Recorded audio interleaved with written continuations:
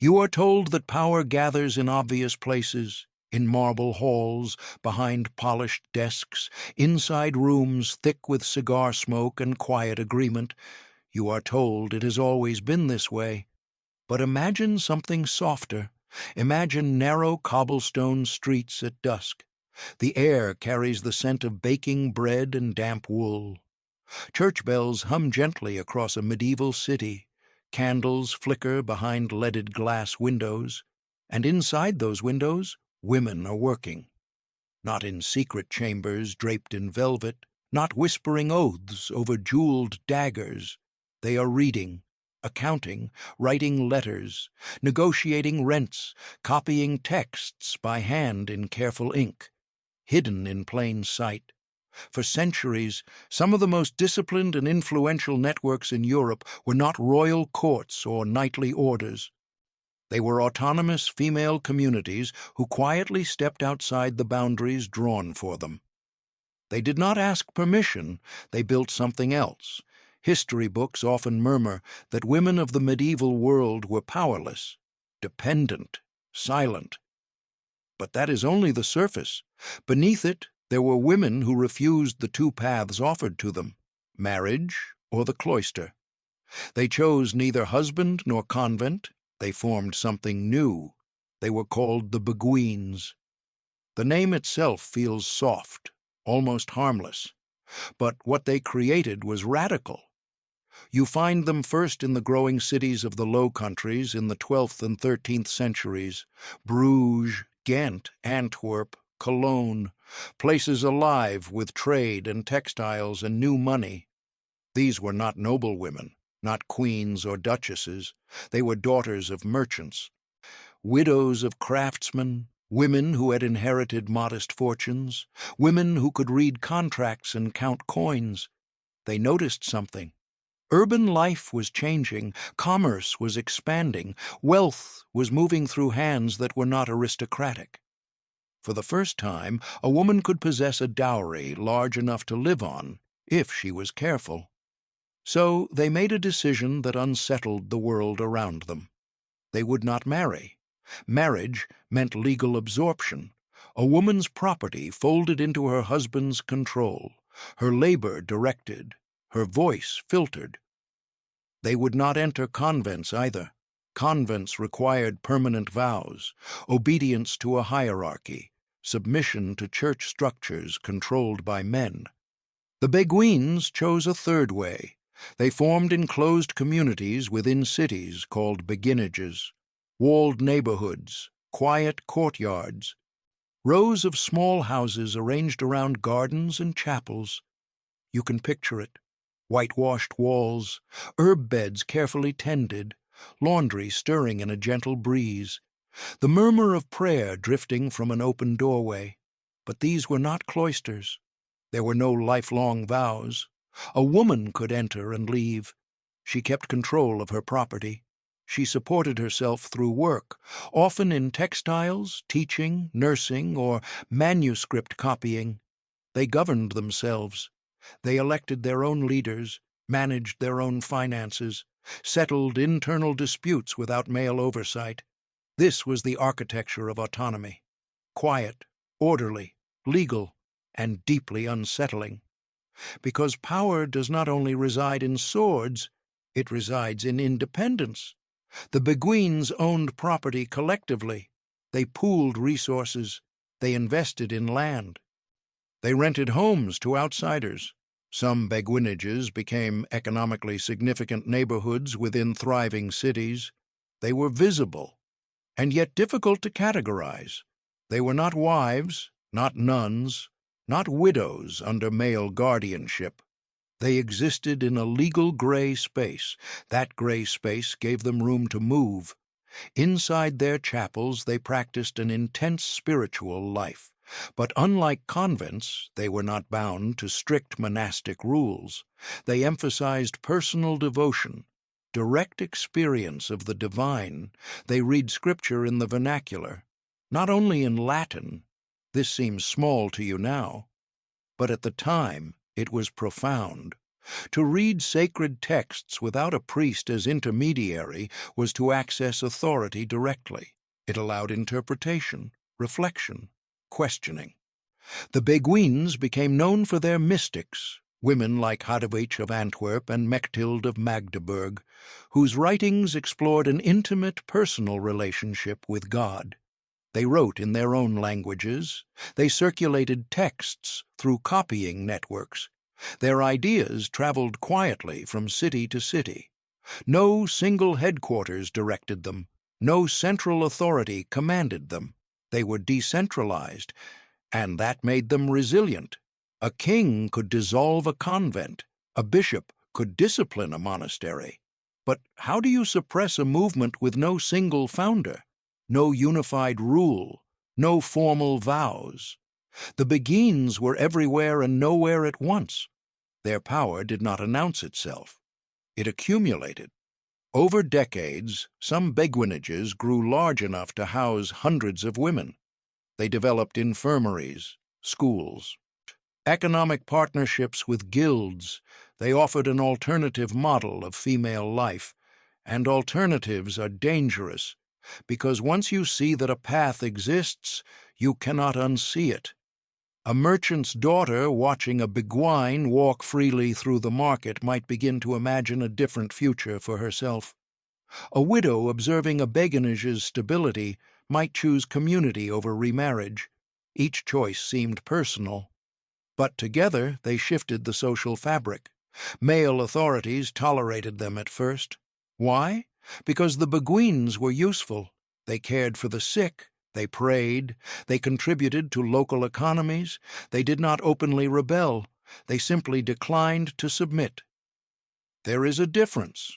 Rebellion is loud. Autonomy is quiet. And quiet transformations often last longer. Yet beneath the calm surface, intention gathered like a distant storm. The medieval world was structured on hierarchy. Every soul placed in an ordered chain, God above, king beneath, priest, husband, wife, child. The Beguines complicated that ladder. They answered to God, yes, but not consistently to husbands, not permanently to bishops. Their loyalty was diffuse, and institutions built on control feel unease when they encounter what they cannot easily classify. You can imagine the conversations. In stone episcopal chambers, in royal councils warmed by firelight. What are these women? Who oversees them? Who ensures their orthodoxy? Who inherits their property?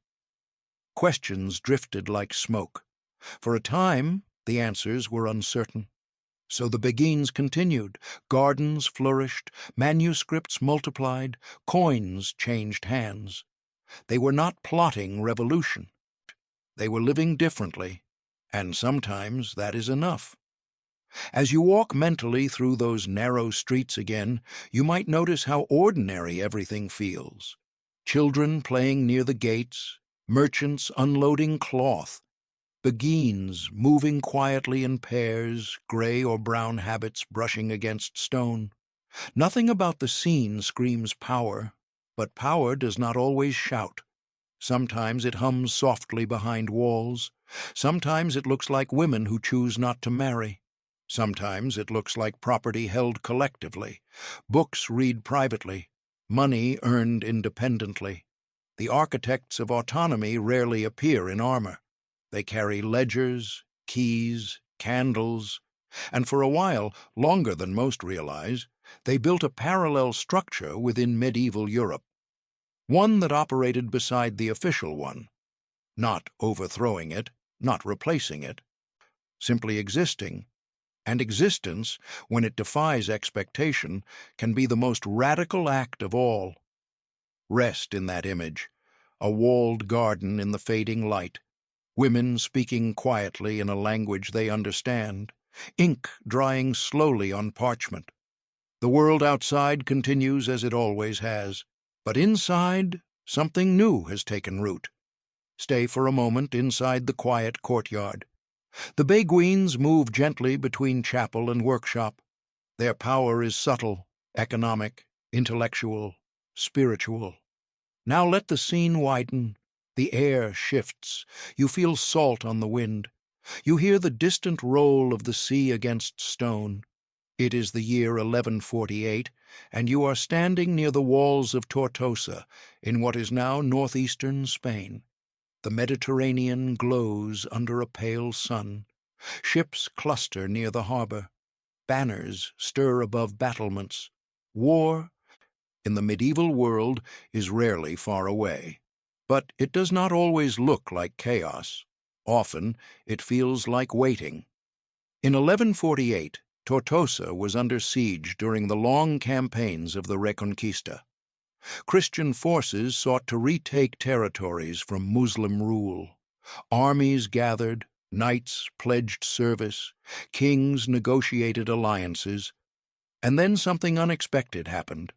When the city's male defenders were overwhelmed, when strength thinned and fear pressed close to the gates, the women of Tortosa stepped forward. You picture them not as legends yet, as bakers, as mothers, as merchants' wives, as daughters. They cut their hair. They dressed in garments resembling the soldiers around them.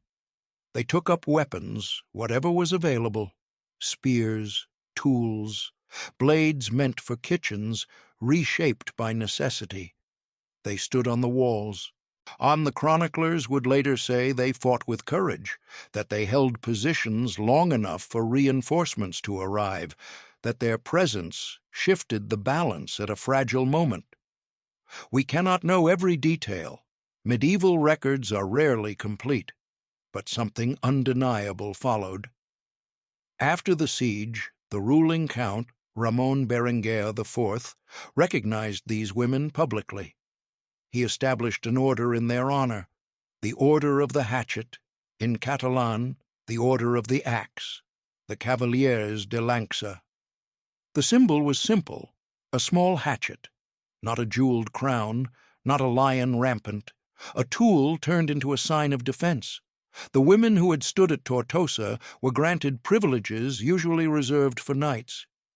Tax exemptions, precedence over men in public ceremonies, the right to wear specific insignia. They were acknowledged as defenders of the city. Sit with that quietly. In a world where chivalry was coded male, where knighthood was bound to lineage and landholding, a group of women were formally integrated into a martial order. It was unprecedented. Not because women had never defended homes before. They had, countless times. But this time it was recorded, recognized, ritualized. They were not hidden helpers. They were named. Recognition transforms action into precedent, and precedent unsettles tradition.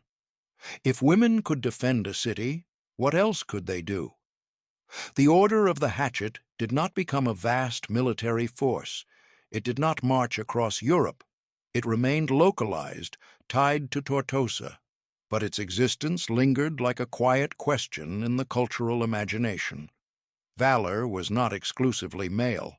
Authority could, and under certain conditions, acknowledge female strength. You can almost see the ceremony, a courtyard filled with townspeople, sunlight glinting on metal, women standing upright as officials speak their names. There is no need for shouting, just the calm weight of recognition. And yet, as with the Beguines, this recognition carried tension within it, because granting women privileges similar to knights meant bending the rigid structure of medieval hierarchy. Knighthood was more than battlefield skill. It was status, legal advantage, social rank. To elevate women into that symbolic sphere, even briefly, created a ripple. Some historians suggest the order gradually faded as its original members aged and passed on. It did not recruit broadly. It did not institutionalize itself beyond the moment that birthed it. But fading is not the same as insignificance. For generations, the story of Tortosa's women would have been told in the city. Children would hear of mothers and grandmothers who stood on walls. The small hatchet insignia would carry memory. Memory can be a quiet inheritance. The order of the hatchet stands in contrast to the Beguines, yet they share something essential. Both emerged when women stepped into spaces left open by instability. In the Low Countries, economic change created room for communal autonomy. In Tortosa, military crisis created room for visible valor. In both cases, women did not wait for permission. They acted within necessity, and institutions responded afterward. There is a softness to the way history often handles such moments. It smooths them, it reduces them to anecdote.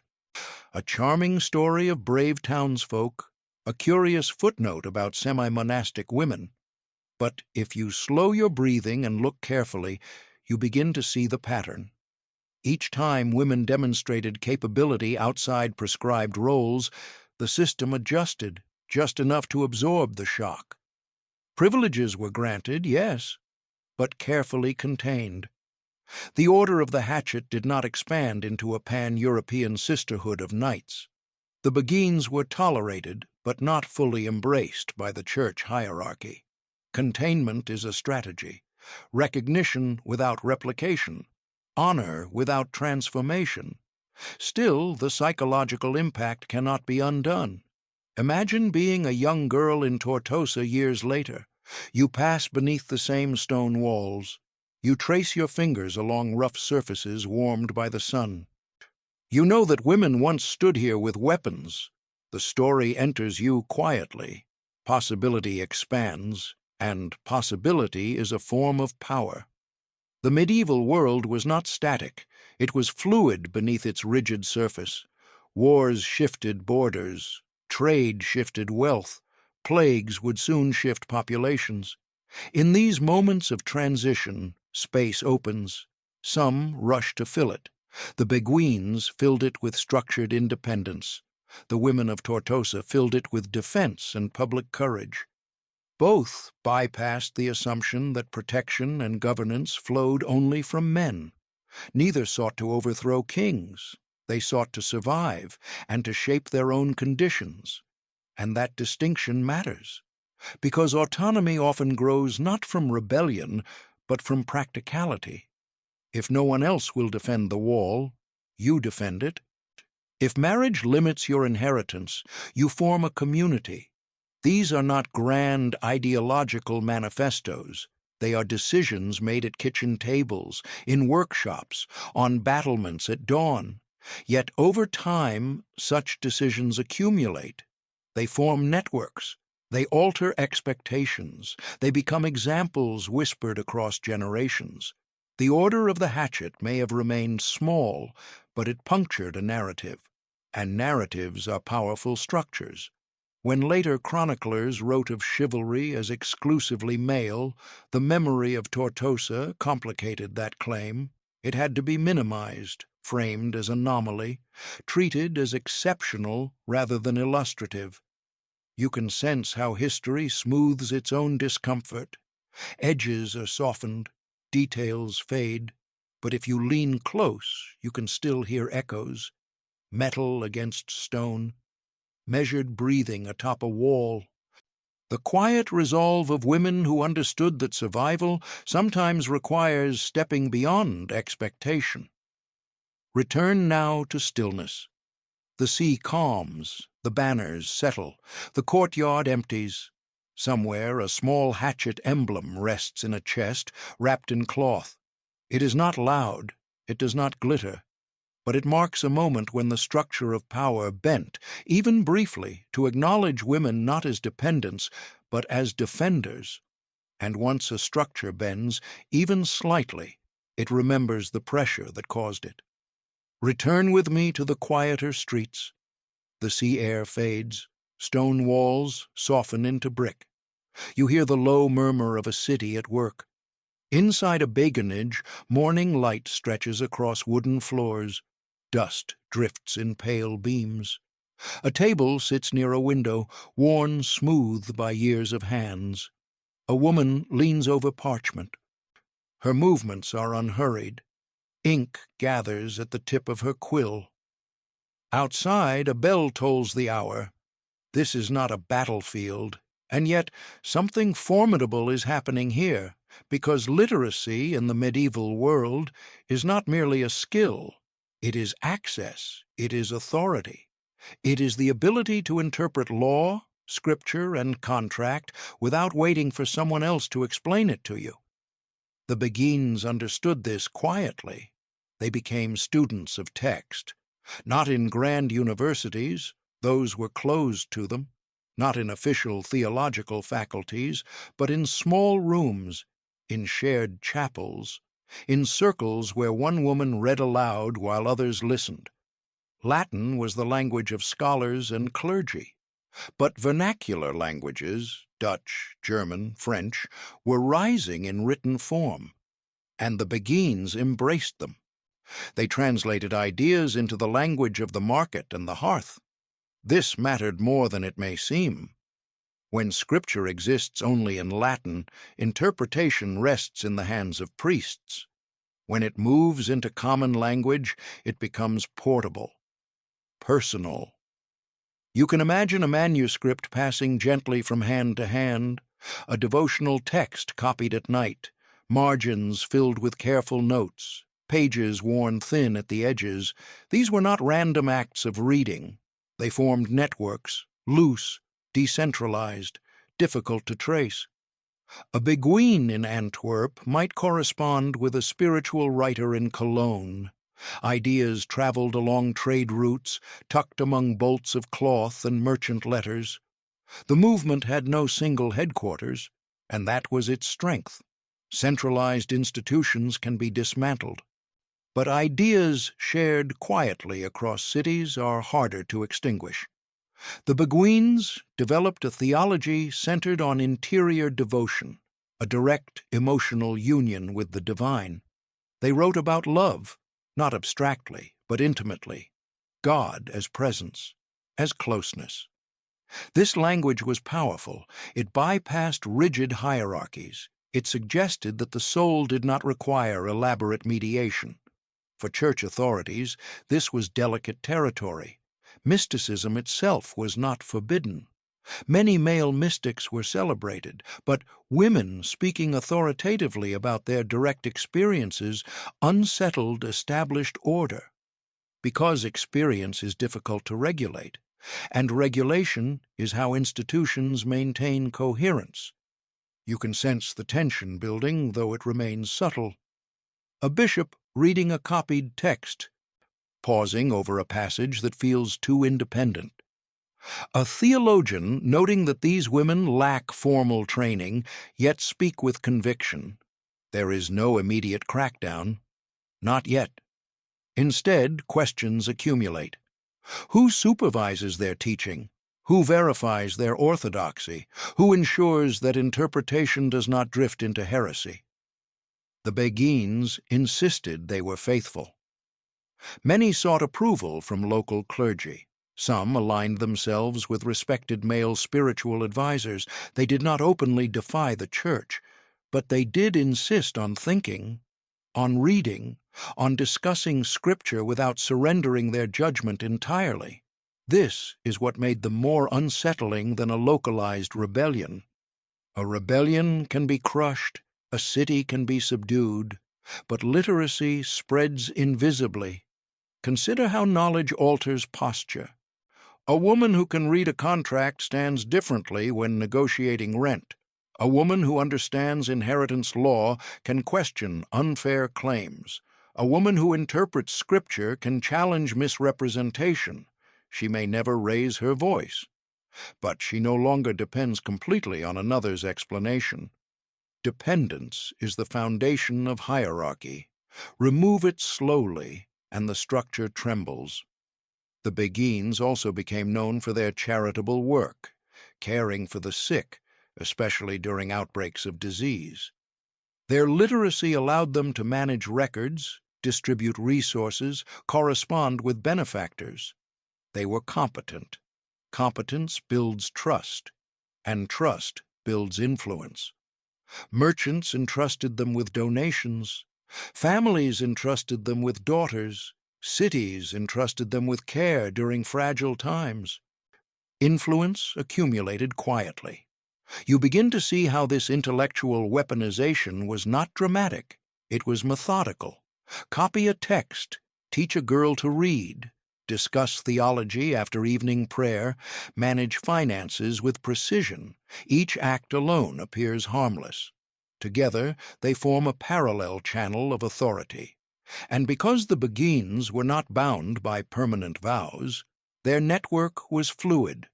A woman could leave, marry, or relocate, and carry knowledge with her. Ideas traveled in dowry chests, in memory, in letters folded into sleeves. The decentralized nature of the movement made it adaptable. If one beguinage faced scrutiny, others continued elsewhere.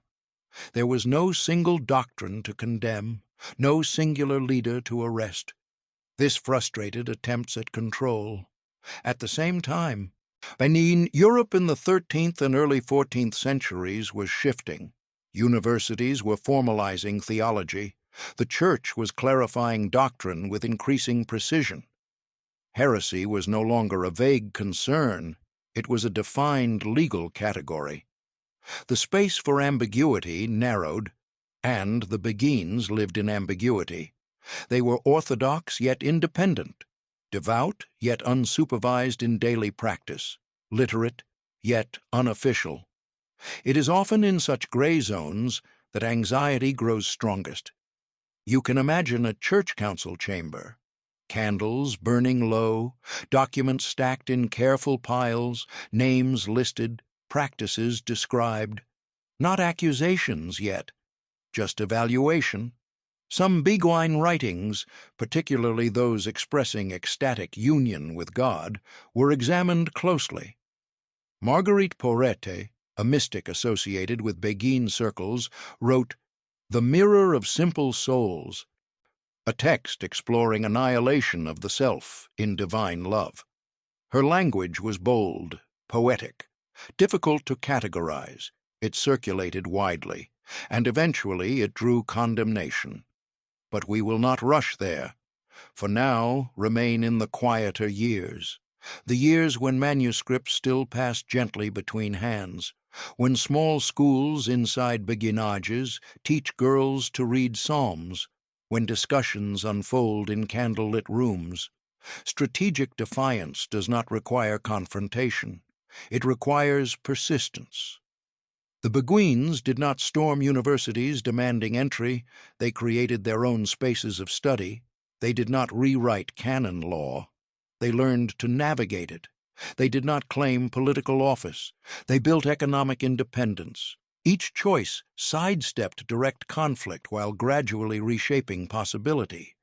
This is why established hierarchies felt unease, because the threat was not visible revolt, it was normalization.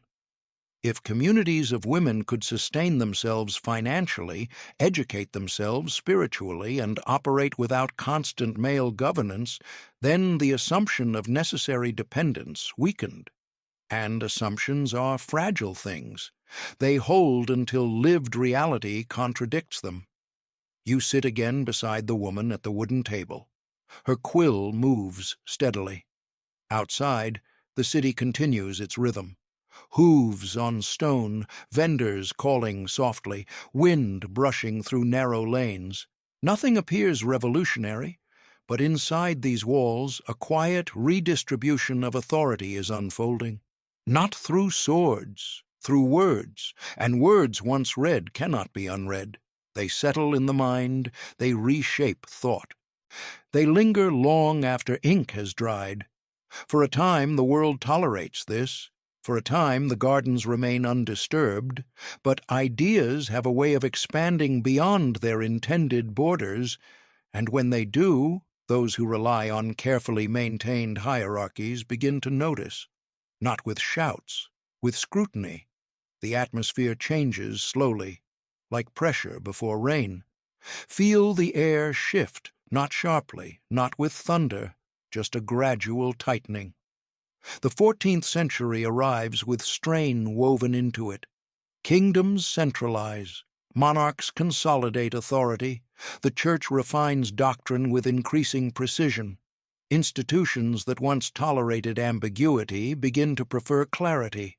Gray spaces grow uncomfortable, and the Beguines have always lived in gray spaces.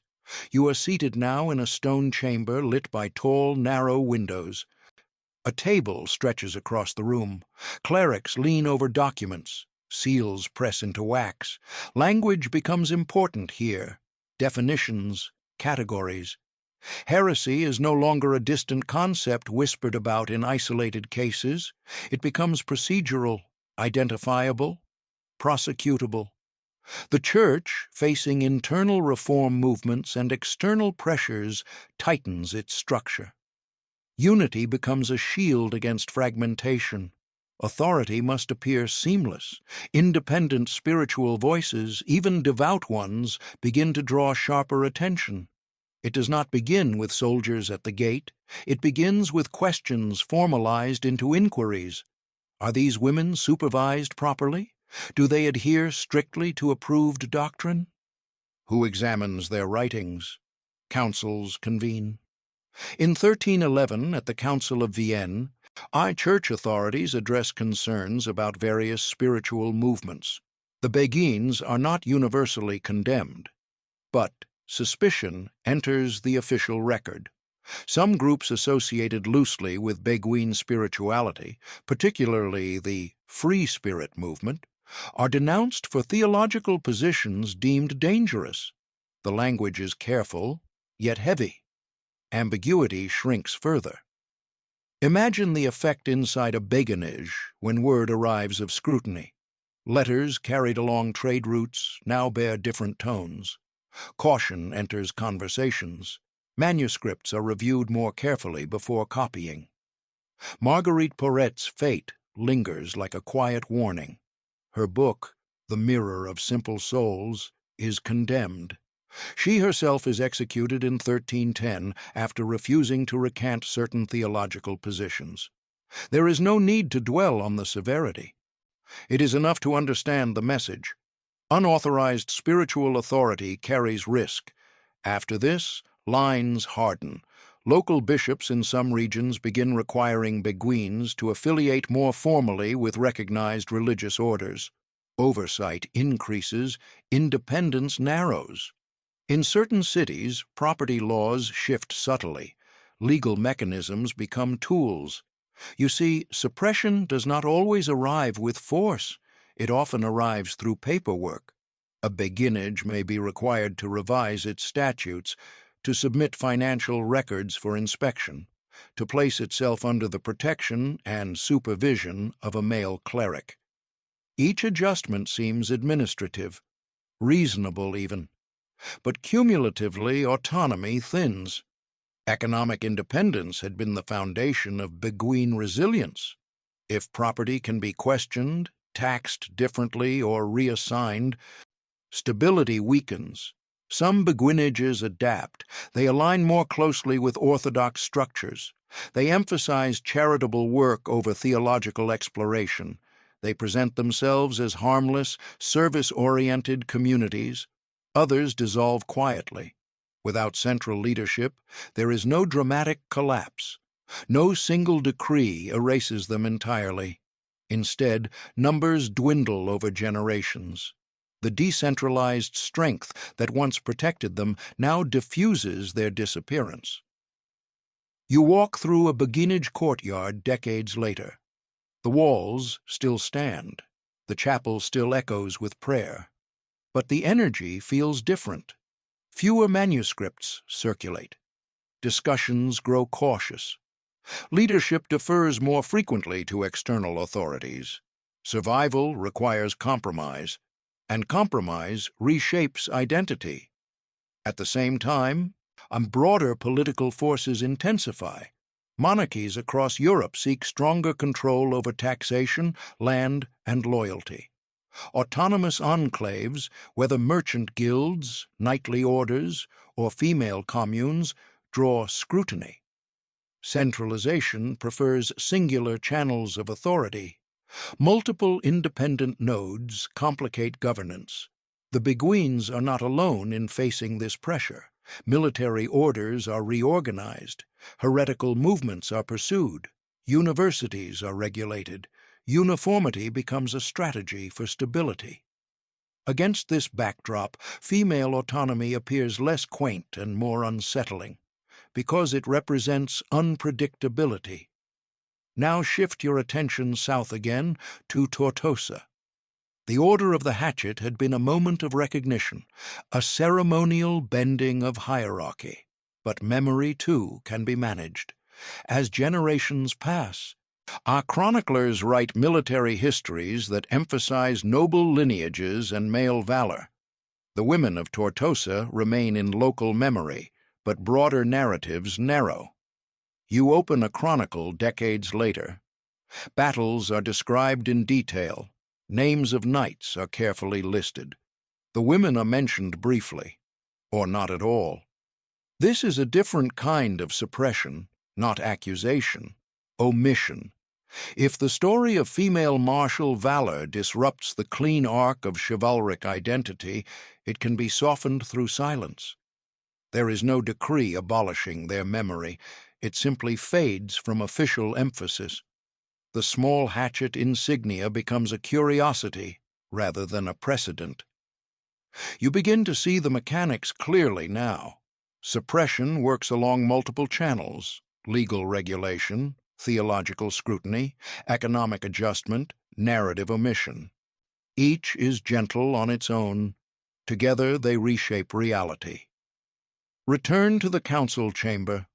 A clerk drafts language defining acceptable forms of religious life for women. Convents are approved with vows and supervision. Marriage remains standard.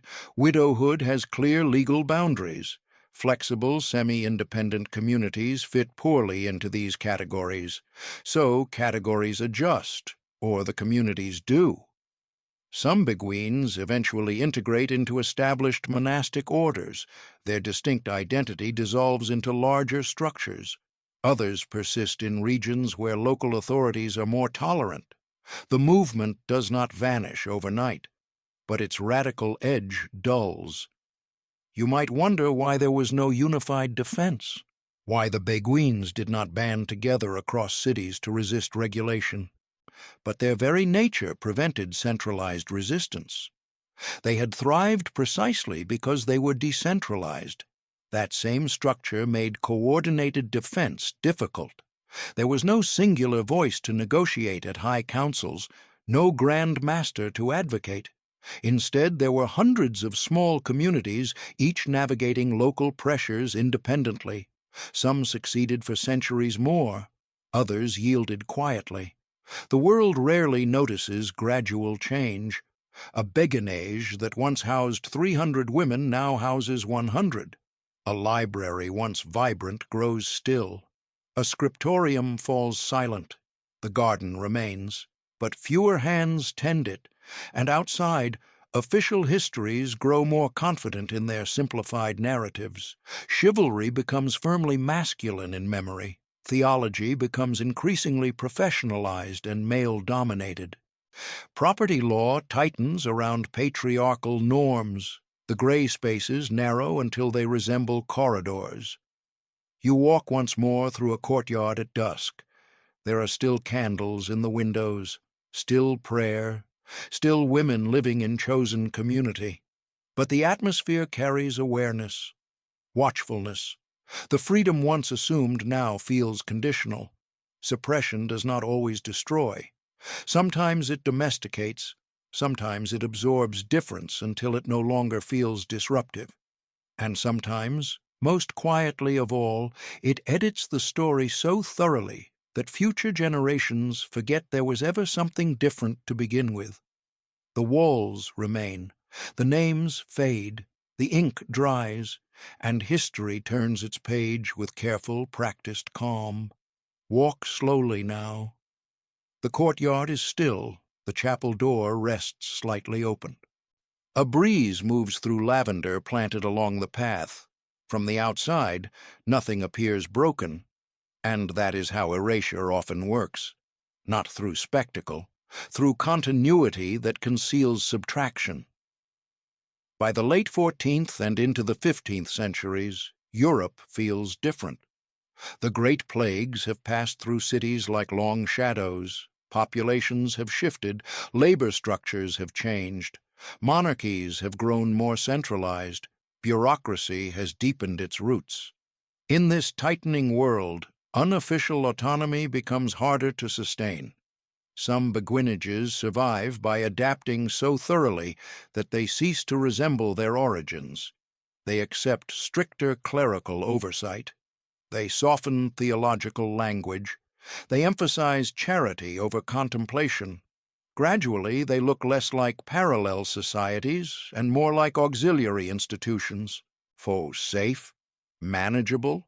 You might stand in one of these later beguinages and sense peace. Women still pray, still work, still share meals in quiet companionship. But something foundational has shifted. The earlier insistence on spiritual interpretation without mediation grows cautious. Manuscripts once copied freely are now reviewed. Certain texts disappear from circulation. There is no bonfire in the courtyard. Just absence. Absence can be difficult to notice while it is happening. Meanwhile, the official chronicles of kingdoms continue to expand. Monks and clerks record wars, treaties, royal marriages, and knightly deeds with meticulous attention.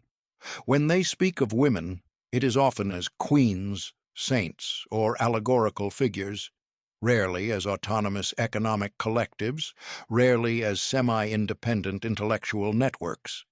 Language shapes memory. If a phenomenon is not recorded with detail, it shrinks in historical imagination. The Order of the Hatchet experiences something similar. Local records in Tortosa remember the women. Municipal charters preserve their privileges for a time. But broader military histories streamline the narrative of conquest and defense. Chivalry becomes codified in literature. Romances, epics, heraldic manuals. The knight is male by default. His virtues are courage, loyalty, protection. The women of 1148 do not fit neatly into this literary mold, so they become a footnote, or a legend softened at the edges. You can imagine a later historian skimming older documents. A brief reference catches his eye. Women granted privileges for defending the city. He pauses, then continues writing. I'm focusing on the male commanders, whose names fit more comfortably into the established pattern. There is no malice required, only preference for coherence. History often chooses the smoother line, and the smoother line is usually simpler. By the 16th century, as nation-states solidify and religious conflicts intensify across Europe, space for semi-autonomous religious communities narrows further. The Protestant Reformation and the Catholic Counter-Reformation both seek clarity, discipline, and confessional identity. Ambiguity becomes suspect. Some remaining beguinages are absorbed into reformed structures. Others decline as economic conditions change. Urban development alters city landscapes. Courtyards once enclosed by walls become integrated into expanding neighborhoods. Physical traces remain, but their meaning fades. Walk through a European city today and you may find a beguinage preserved as heritage architecture. White houses, a quiet garden, a plaque explaining its origin. The description may mention piety, charity, a unique form of lay religious life. But rarely does it linger on the deeper challenge these communities once posed to patriarchal norms of dependency and control. The radical becomes quaint, and quaintness is safe. Consider how this transformation occurs psychologically. If you grow up reading histories in which women appear primarily as consorts, saints, or victims, you internalize a certain narrative of passivity. When autonomous female networks are minimized, erased, or reframed as anomalies, the imagination narrows. Possibility contracts retroactively. You begin to believe that such structures never truly existed. But they did, quietly, persistently. The Beguines lasted in some regions for centuries. That longevity alone suggests stability, competence, and social acceptance, at least locally. Yet their memory lacks the weight granted to male monastic orders or knightly brotherhoods. Why? Because power that exists outside formal state structures often threatens official continuity, and because female autonomy challenges deeply rooted assumptions about authority. Erasure is rarely total. It is selective. Certain writings survive in archives. Mystical texts resurface in scholarly circles centuries later. Legal documents preserving beguinage property arrangements remain stored in city records, but these fragments are scattered. To reconstruct the full picture requires careful searching, like tracing faint ink beneath newer script. In Tortosa, the Order of the Hatchet becomes a curiosity for antiquarians, a small symbol in municipal heraldry, a story occasionally retold during local commemorations, but not a foundational chapter in the grand narrative of medieval warfare. The image of the knight remains overwhelmingly male in popular imagination, and so the bend in hierarchy that occurred in 1148 is straightened in memory. You sit quietly with this realization. The fall of these societies was not always a dramatic collapse. It was dilution, containment, absorption, and above all, narrative control. Control the story, and you control the legacy. If future generations do not know that alternatives once flourished, they are less likely to imagine alternatives again. Yet something persists, even in suppression, even in omission. Architectural footprints remain. Written fragments endure in libraries. Names of mystics resurface in academic studies. Municipal charters preserve odd privileges granted long ago. These are the ghosts in the archive. They wait patiently. You can almost see a historian in the year 2025 or 2026 seated in a climate-controlled reading room. White gloves, a fragile parchment unfolded carefully. A line catches the eye, a reference to communal female property ownership, a charter granting tax exemption to women defenders, a theological text written in a woman's steady hand. The past stirs, not loudly, just enough to unsettle the simplified story. The rise of these societies was never accidental.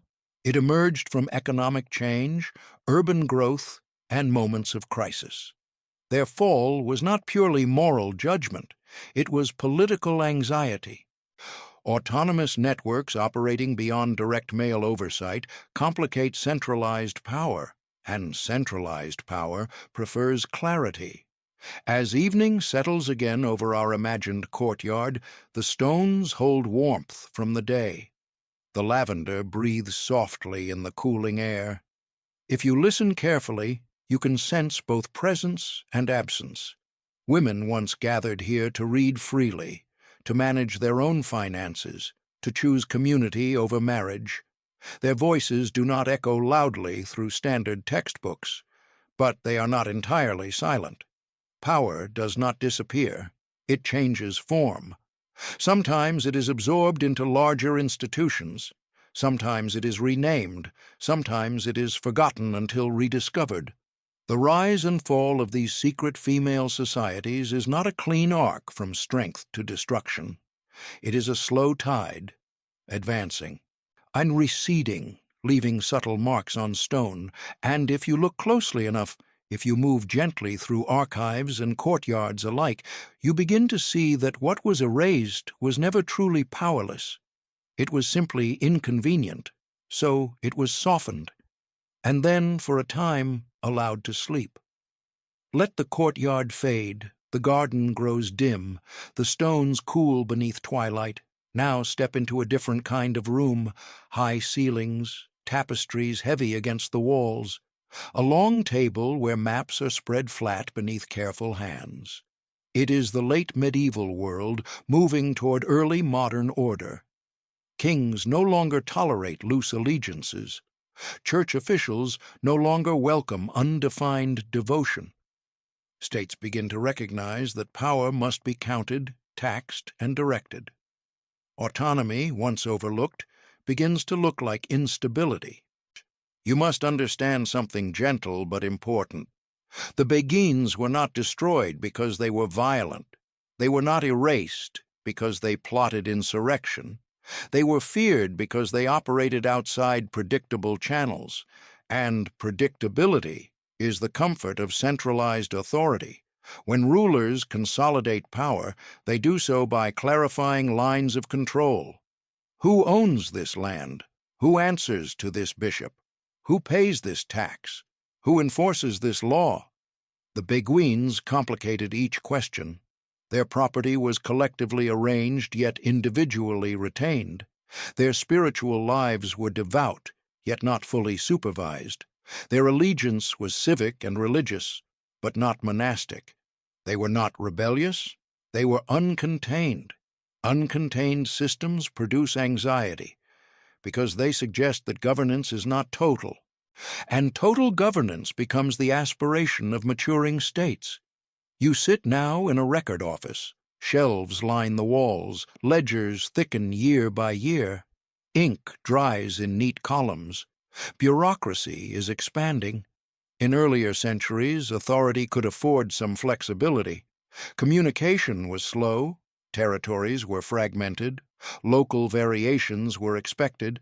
But as trade networks widen and administrative techniques sharpen, rulers grow more attentive. Loose networks begin to resemble loose threads, and loose threads can unravel carefully woven fabric. The Beguines' economic independence becomes particularly delicate. Imagine a city where a large Beguinage owns multiple properties, rents homes, operates workshops, and manages charitable funds. That is wealth circulating outside male lineage structures, not under a husband's authority. Not fully absorbed into ecclesiastical property, this is not illegal, but it is independent. In periods of financial strain, after wars, after plagues, during fiscal reform, independent wealth attracts scrutiny. Taxes may be reassessed, privileges re-examined, charters reviewed for technical irregularities. Again, suppression does not require accusation, it requires audit. Audit can feel neutral, administrative, yet its effect can be transformative. A community once free to allocate its funds must now justify expenditures. A property once secure under customary rights must now be documented in stricter legal language. Some beguinages navigate this successfully, others struggle. Meanwhile, theological uniformity intensifies. The late medieval church and later both Catholic and Protestant reformers share one instinct: clarify doctrine. Mystical language that once drifted freely becomes measured against catechisms and confessions. Personal revelation is evaluated cautiously. Women speaking authoritatively about divine union without formal ordination do not fit easily into emerging frameworks. It is not that women are banned from devotion. They are encouraged toward structured forms, convents with rules, supervised prayer groups, clearly defined roles. The wildness of informal spirituality grows suspect. The Beguines had flourished precisely because they were informal. Now informality feels risky. You may wonder whether fear of women themselves drove this change. Fear is rarely so simple. It is not individual women who unsettle centralized systems. It is networks. A single devout woman poses little structural threat. On hundreds of economically stable, literate, loosely connected women across multiple cities, answering primarily to one another, create something harder to predict. Prediction is comfort. Unpredictability breeds caution. The order of the hatchet, though smaller in scale, represents a similar discomfort. Military valor defines social hierarchy in medieval Europe. The knightly class derives identity from exclusive martial responsibility. If women can be publicly recognized as defenders and granted privileges equivalent to male nobles, then exclusivity weakens. Even if the moment was localized, the principle lingers. Over time, chivalric codes grow more romanticized, more stylized. Literature emphasizes male brotherhood, male honor, male lineage. The inclusion of women as formal participants becomes less convenient. So, memory simplifies, not maliciously, systematically. Political anxiety often expresses itself through narrative refinement. What does not fit the desired story recedes.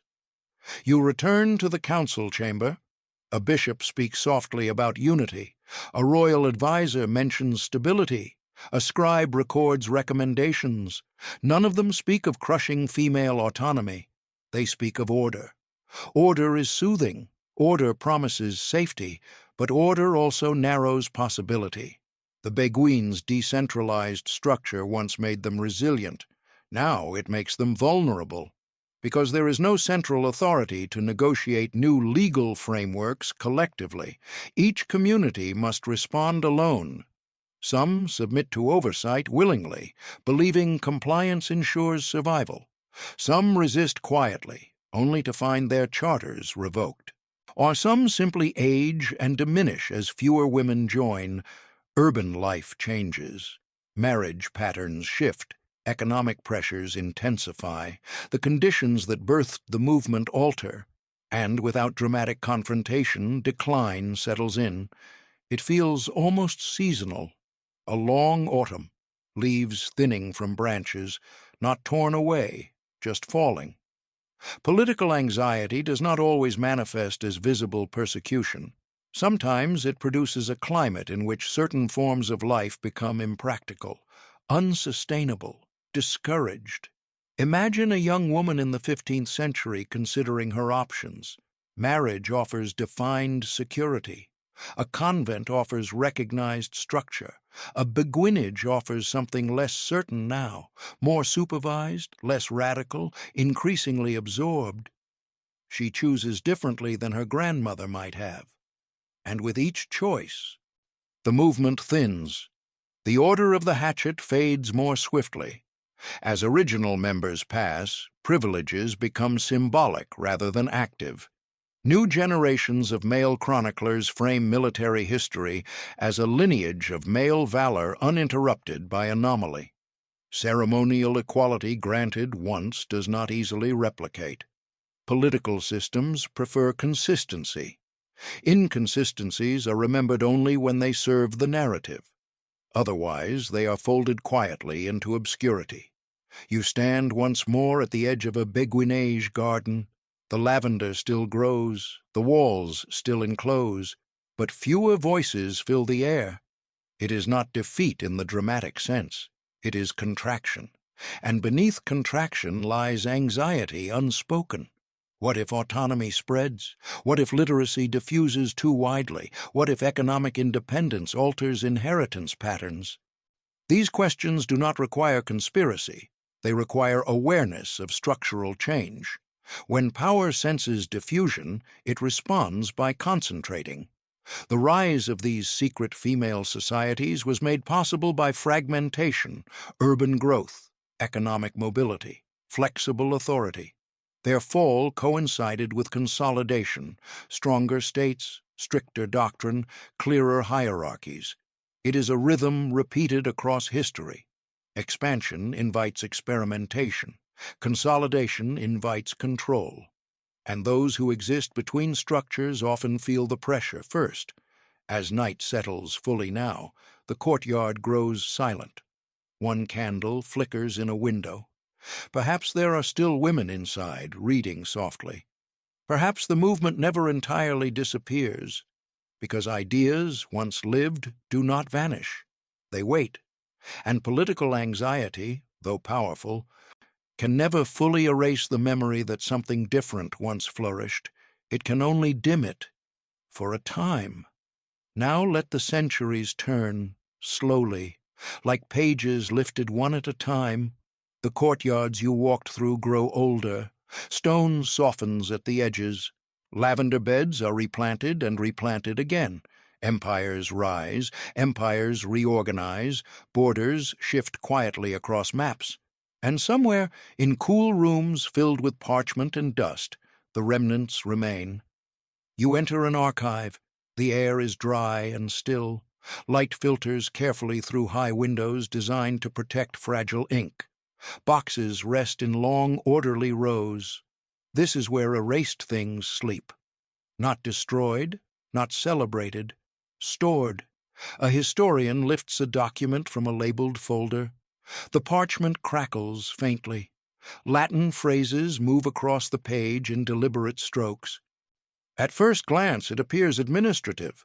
A charter confirming property rights, a record of tax exemption, a municipal decree. But look closer. The recipients are women. The language describes collective ownership. The signatories acknowledge privileges once granted. The ghost stirs. For generations, historians told a streamlined story of medieval Europe, kings consolidating power, knights defending realms, monks preserving knowledge.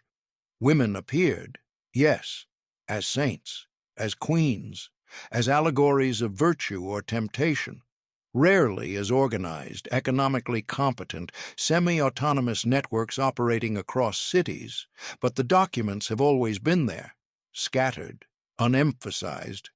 In the 19th and early 20th centuries, when modern historical scholarship formalized itself, many researchers focused on statecraft, warfare, and institutional church history. What fit neatly into those categories received attention. What existed in liminal spaces did not. The Beguines were described as curious religious women, the Order of the Hatchet as a charming anecdote. The deeper structural implications remained underexplored. It is not always hostility that erases. Sometimes it is focus. Focus narrows vision, and when vision narrows, complexity fades. But in recent decades, something has shifted. Historians have begun asking different questions. Not only who ruled, but also who organized. Not only who fought, but also who sustained communities. This shift in inquiry changes the light inside the archive. A ledger once ignored becomes central. A mystical manuscript once dismissed as devotional excess becomes evidence of intellectual authority. In 2025 and 2026, new digital archiving projects expand access to medieval records. Fragile charters are scanned. Marginal notes are transcribed. Forgotten municipal registries are indexed. Patterns emerge more clearly when fragments are gathered. You can imagine a researcher tracing references across cities. Antwerp, Bruges, Ghent, Cologne, separate beguinages sharing similar property structures, similar governance models, similar theological language. Not coincidence. Network. You begin to see what earlier narratives flattened. These were not isolated anomalies. They were coordinated responses to shifting urban life. Likewise, renewed attention to local Spanish archives revives municipal memory of Tortosa's women. Scholars compare chronicles, cross-reference charters, and reconstruct ceremonial privileges once granted to the Order of the Hatchet. The small hatchet insignia gains new weight. It is no longer a curiosity. It becomes evidence of a broader truth, that gendered boundaries in medieval society were more flexible at times than later narratives allowed. And here is the quiet revelation. Erasure is rarely perfect. Power can suppress, omit, and soften, but it cannot fully eliminate documentation when documentation is distributed. The Beguines' decentralization once protected them in life. Now it protects them in memory, because their traces exist across multiple cities, in varied languages, under different authorities. No single archive contains the whole story, but together they whisper. The whisper grows clearer as more voices join it. You stand again in that archive room. This time, imagine rows of computers alongside parchment boxes. Screens glow softly, digital facsimiles in large faded ink. Scholars collaborate across continents. Technology, often seen as modern and disruptive, becomes a tool for recovering what was once diffused and nearly forgotten. The irony is gentle. The very decentralization that once made the Beguines difficult to control mirrors the digital decentralization of today's information networks. Knowledge no longer resides in one gate-kept chamber. It spreads. Copies multiply. Connections form across distance. You begin to sense why their story resonates now. Because we live again in a time fascinated by shadow networks, by decentralized communities, by systems operating parallel to formal state structures. When you look back at the Beguines through this lens, they no longer appear quaint. They appear foundational, blueprints for non-state actors, communities that sustain themselves economically, govern internally, and distribute knowledge outside centralized authority. The order of the hatchet, too, reframes itself. It challenges the assumption that military identity has always been exclusively male.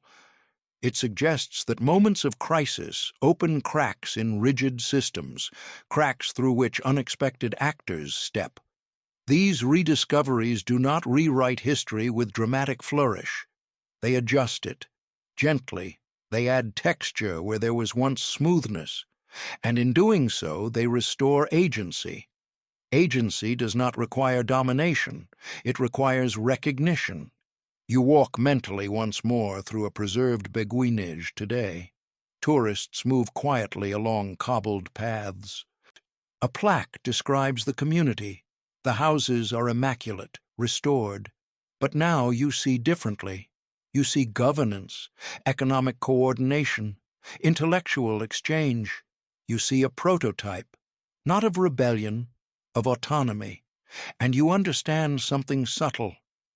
Power does not always vanish when it falls. Sometimes it goes dormant in memory, waiting for someone patient enough to trace its outline again. The rise and fall of the most powerful secret female societies was never about spectacle. It was about structure, about who controls property, who interprets sacred text, who receives recognition for defense. And when those controls shift, even briefly, the tremor travels forward through time. The ghosts in the archive are not angry. They are steady. They rest in ink and stone, in municipal seals and translated manuscripts, and ready to be read again. As evening settles over the modern city, the old beguinage walls glow under soft lights. The garden remains quiet. Visitors pass through, unaware that they are walking inside the remains of a once radical experiment in female self-governance. But you are aware now. You can feel the layered presence. Rise, containment, erasure, rediscovery. And you begin to understand that power rarely disappears entirely. It transforms, it hides, it waits for a different century to recognize its shape. Stay with that awareness. The archive door closes softly behind you.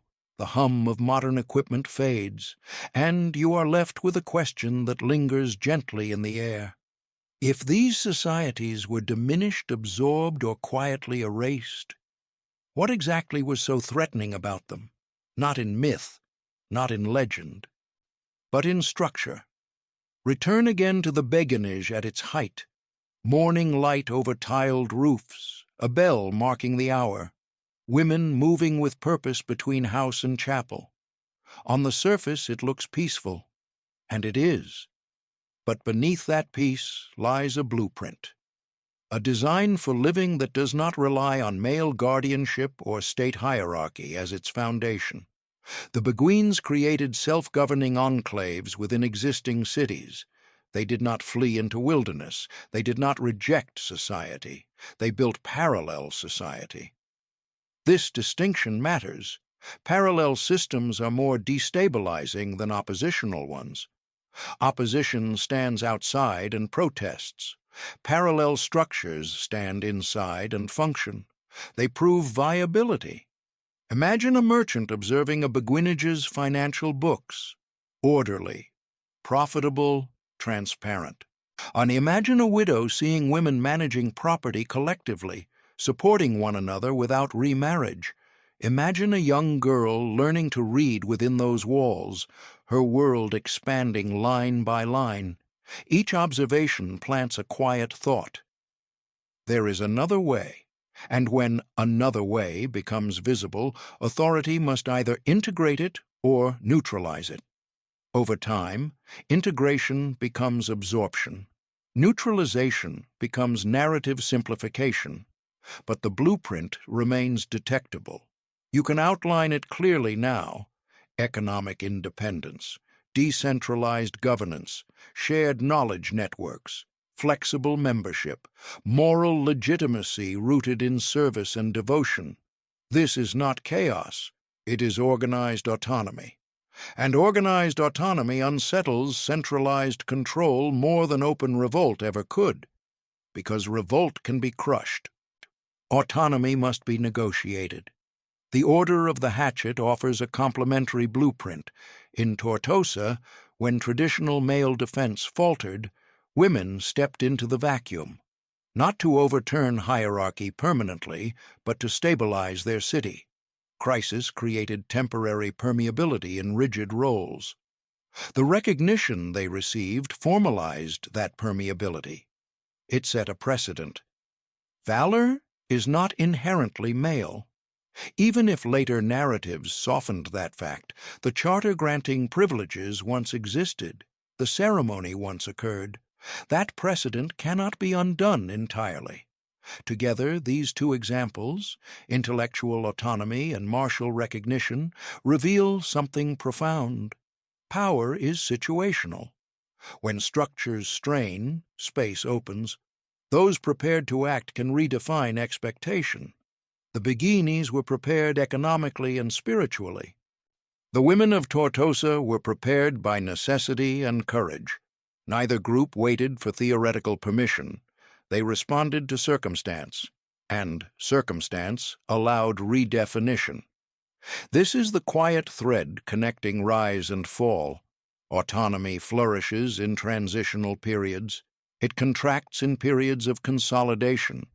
The 12th and 13th centuries offered fragmentation, growing cities, shifting wealth, evolving spiritual movements.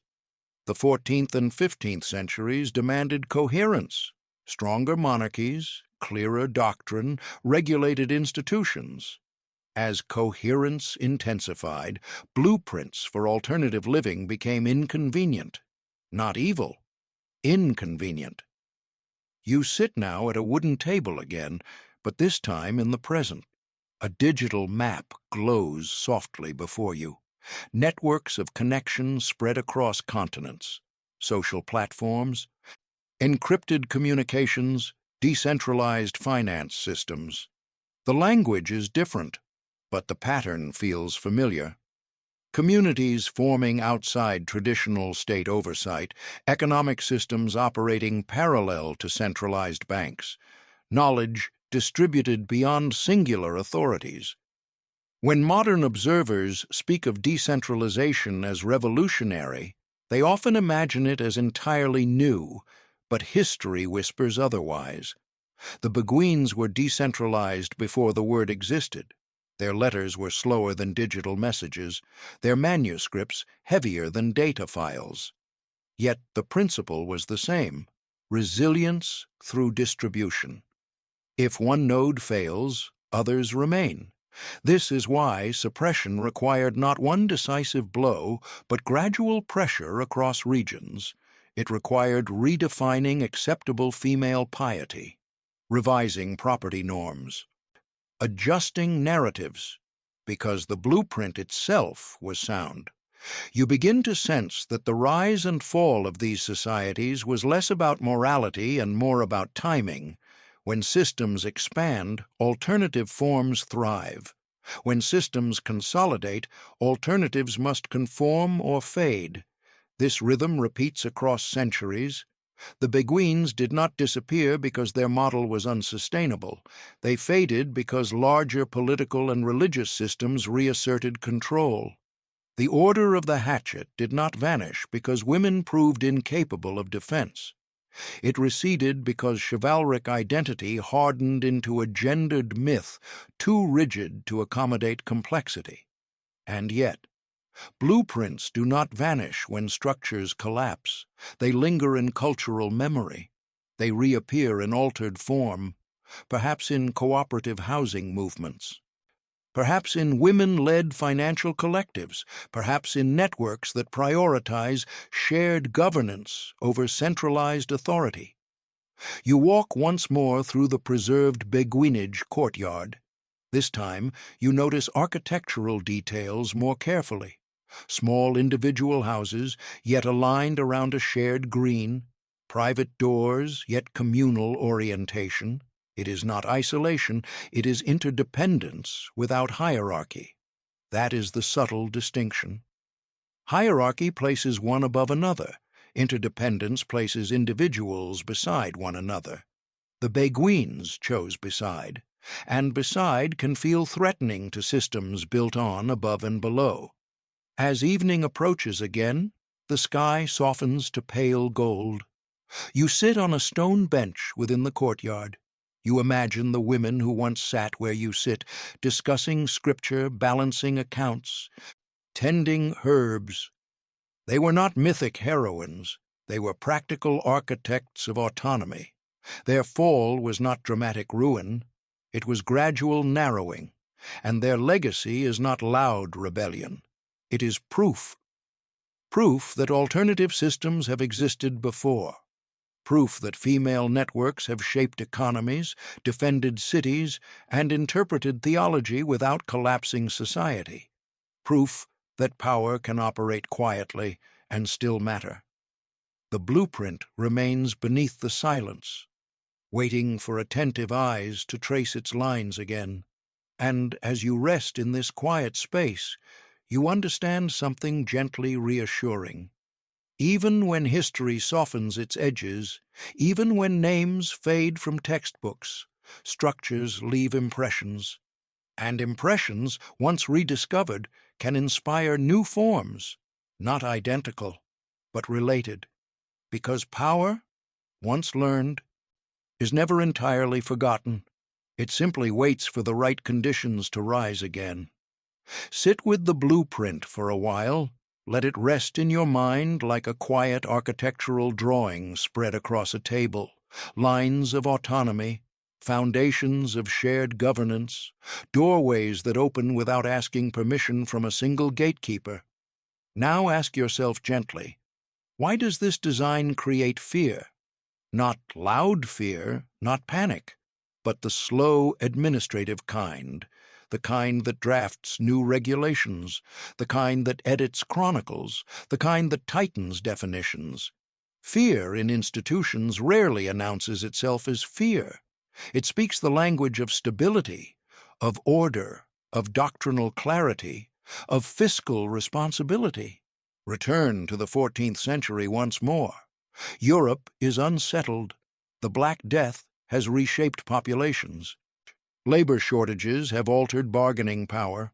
Peasant uprisings flicker in some regions. Trade routes fluctuate. In moments like this, leaders crave predictability. Predictability feels like safety. The Beguines represent something difficult to quantify. They are not rebellious peasants demanding revolt. They are not nobles contesting thrones. They are organized women living outside prescribed dependency. That subtle independence introduces variables. If women can own property collectively and manage it efficiently, inheritance patterns shift. If women can interpret theology personally and share those interpretations across cities, doctrinal authority disperses. If women can choose community over marriage, demographic expectations change. Each shift is small on its own, but institutions measure cumulative effect. You can imagine a royal advisor reviewing tax records. He notices that a significant portion of urban property sits under the control of beguinages. It is lawful, it is charitable, but it is not integrated into male lineage networks that traditionally bind loyalty to crown and clan. That independence may feel neutral in times of abundance. In times of scarcity, it feels precarious. Because loyalty that does not pass through traditional patriarchal channels is harder to guarantee. Fear, then, is not about hatred of women. It is about control over systems, control over wealth, control over narrative, control over allegiance. The order of the hatchet touches a similar nerve. Military identity in medieval Europe is more than defense. It is legitimacy. Knighthood anchors social hierarchy. It defines who protects, who rules, who inherits. When women in Tortosa were granted knightly privileges, even symbolically, the structure flexed. That flexibility was tolerable in crisis. Crisis allows exceptions.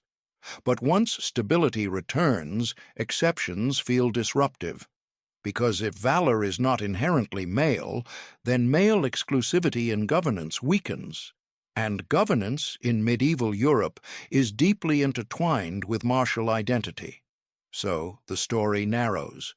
The women become brave helpers, not precedent. You begin to see the anatomy of fear clearly.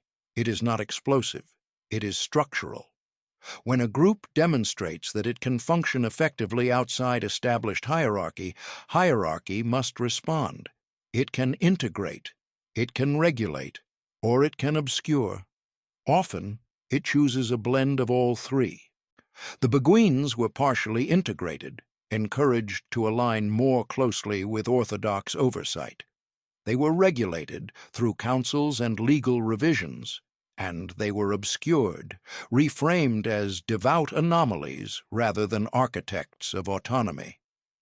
This threefold response softens disruption without admitting vulnerability. You walk through a medieval city at dusk again. Shops close. Torches are lit. Voices lower. Inside a beguinage, women gather for evening prayer. They are not discussing revolution. They are living. That is what makes their story so quietly powerful. They did not seek dominance. They sought sustainability.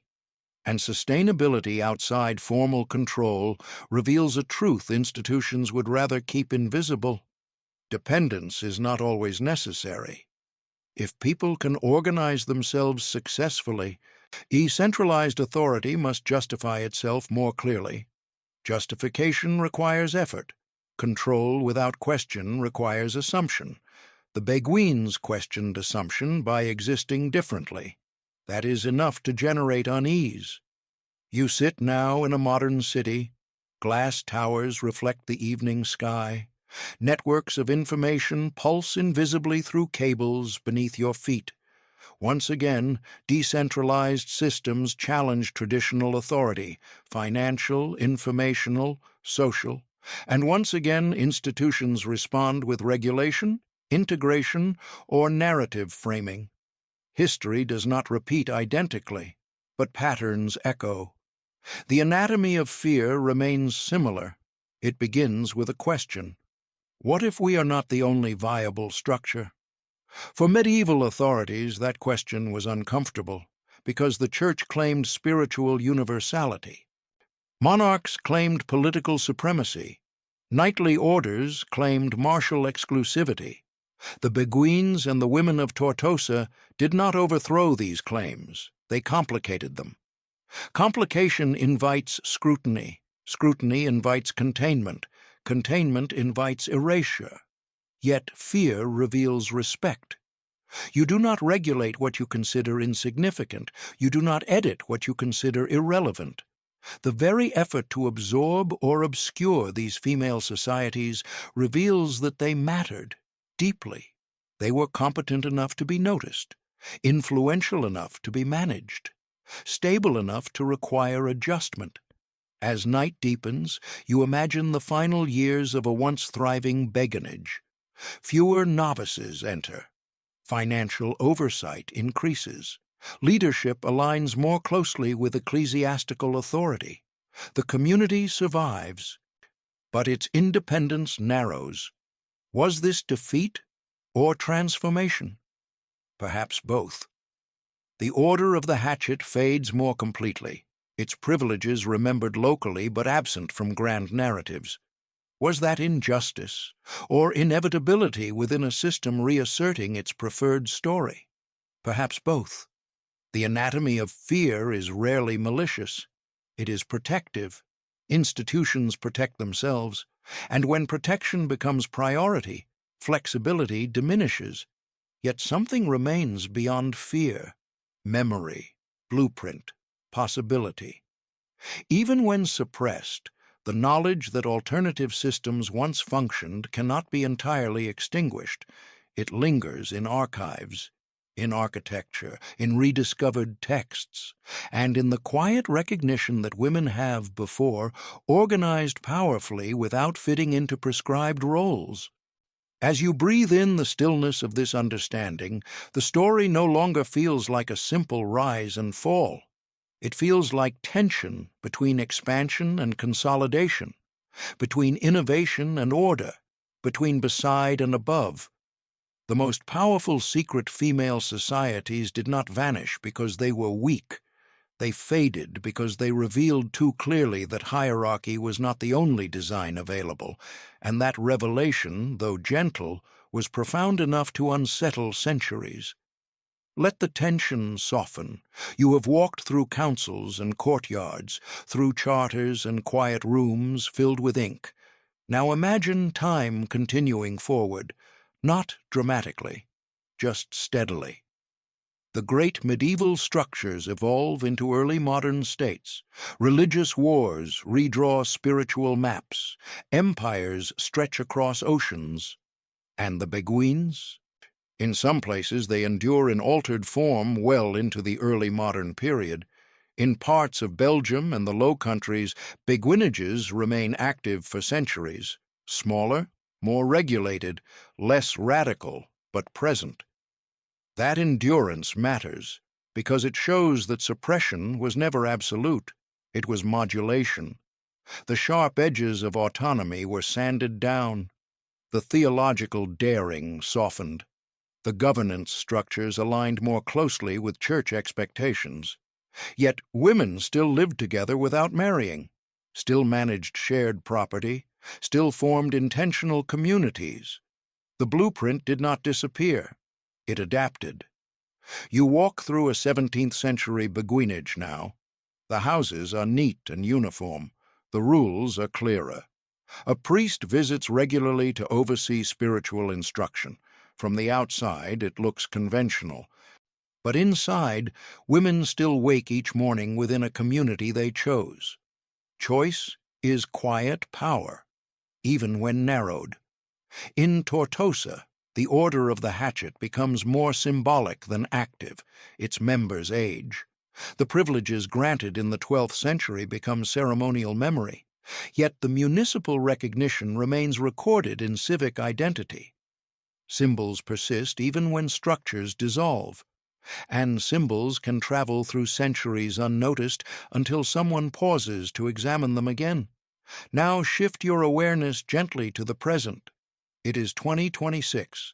Researchers digitize charters once stored in regional archives. Urban planners restore medieval neighborhoods and rediscover original property divisions that reveal communal design. What once seemed like quaint architecture reveals intentional governance. A courtyard is not simply aesthetic. It is spatial philosophy. Individual dwellings arranged around shared green space reflect balance between privacy and collectivity. Modern architects study such layouts for sustainable community models. What survives, then, when power recedes? Design, ideas embedded in stone, language embedded in manuscripts, legal precedents embedded in charters. You sit in a contemporary lecture hall, perhaps, listening as a historian explains how beguinages functioned as semi-autonomous economic zones within medieval cities. Students take notes. The room is quiet. For the first time in centuries, the story is told not as anecdote, but as structure. This is a form of restoration, not rewriting history with dramatic flair, but widening the lens. And as the lens widens, something calming happens. The narrative of female passivity weakens. In its place emerges complexity. You understand now that power does not always announce itself through crowns and armies. Sometimes it appears as stable bookkeeping, as literacy shared across kitchen tables, as coordinated defense during crisis. And when such power recedes, it does not vanish completely. It leaves templates. Consider how many modern movements echo elements of these medieval societies: intentional living communities, women-led cooperatives, decentralized spiritual gatherings, local defense initiatives in times of crisis. They may not consciously reference the Beguines or the women of Tortosa, but the patterns feel familiar. Human beings rediscover viable models again and again. The rise and fall you have traced is not a closed chapter. It is a cycle: expansion, consolidation, rediscovery. Now imagine standing again in that preserved beguinage courtyard at dusk. Visitors drift away. The gates close softly. Silence settles. You sit on a bench beneath a tree. You think about the centuries layered beneath your feet. Women who chose not to marry, who read texts others thought beyond them, who balanced accounts and cared for the sick, who defended walls when necessary. Their names may not fill textbooks, but their choices shaped cities, shaped property law, shaped spiritual practice. And even in suppression, those influences lingered. The Church adapted to incorporate more structured forms of female religious life. Urban economies adjusted to the presence of communal female property ownership. Military narratives, though simplified, could never entirely erase the memory of women stepping into defense. What survives when power recedes is rarely the loudest feature. It is the underlying shift.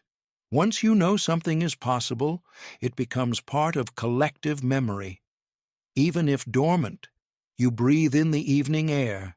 It is cool and steady, and you realize that the fall of these societies was not a collapse into nothingness, it was a transition into invisibility.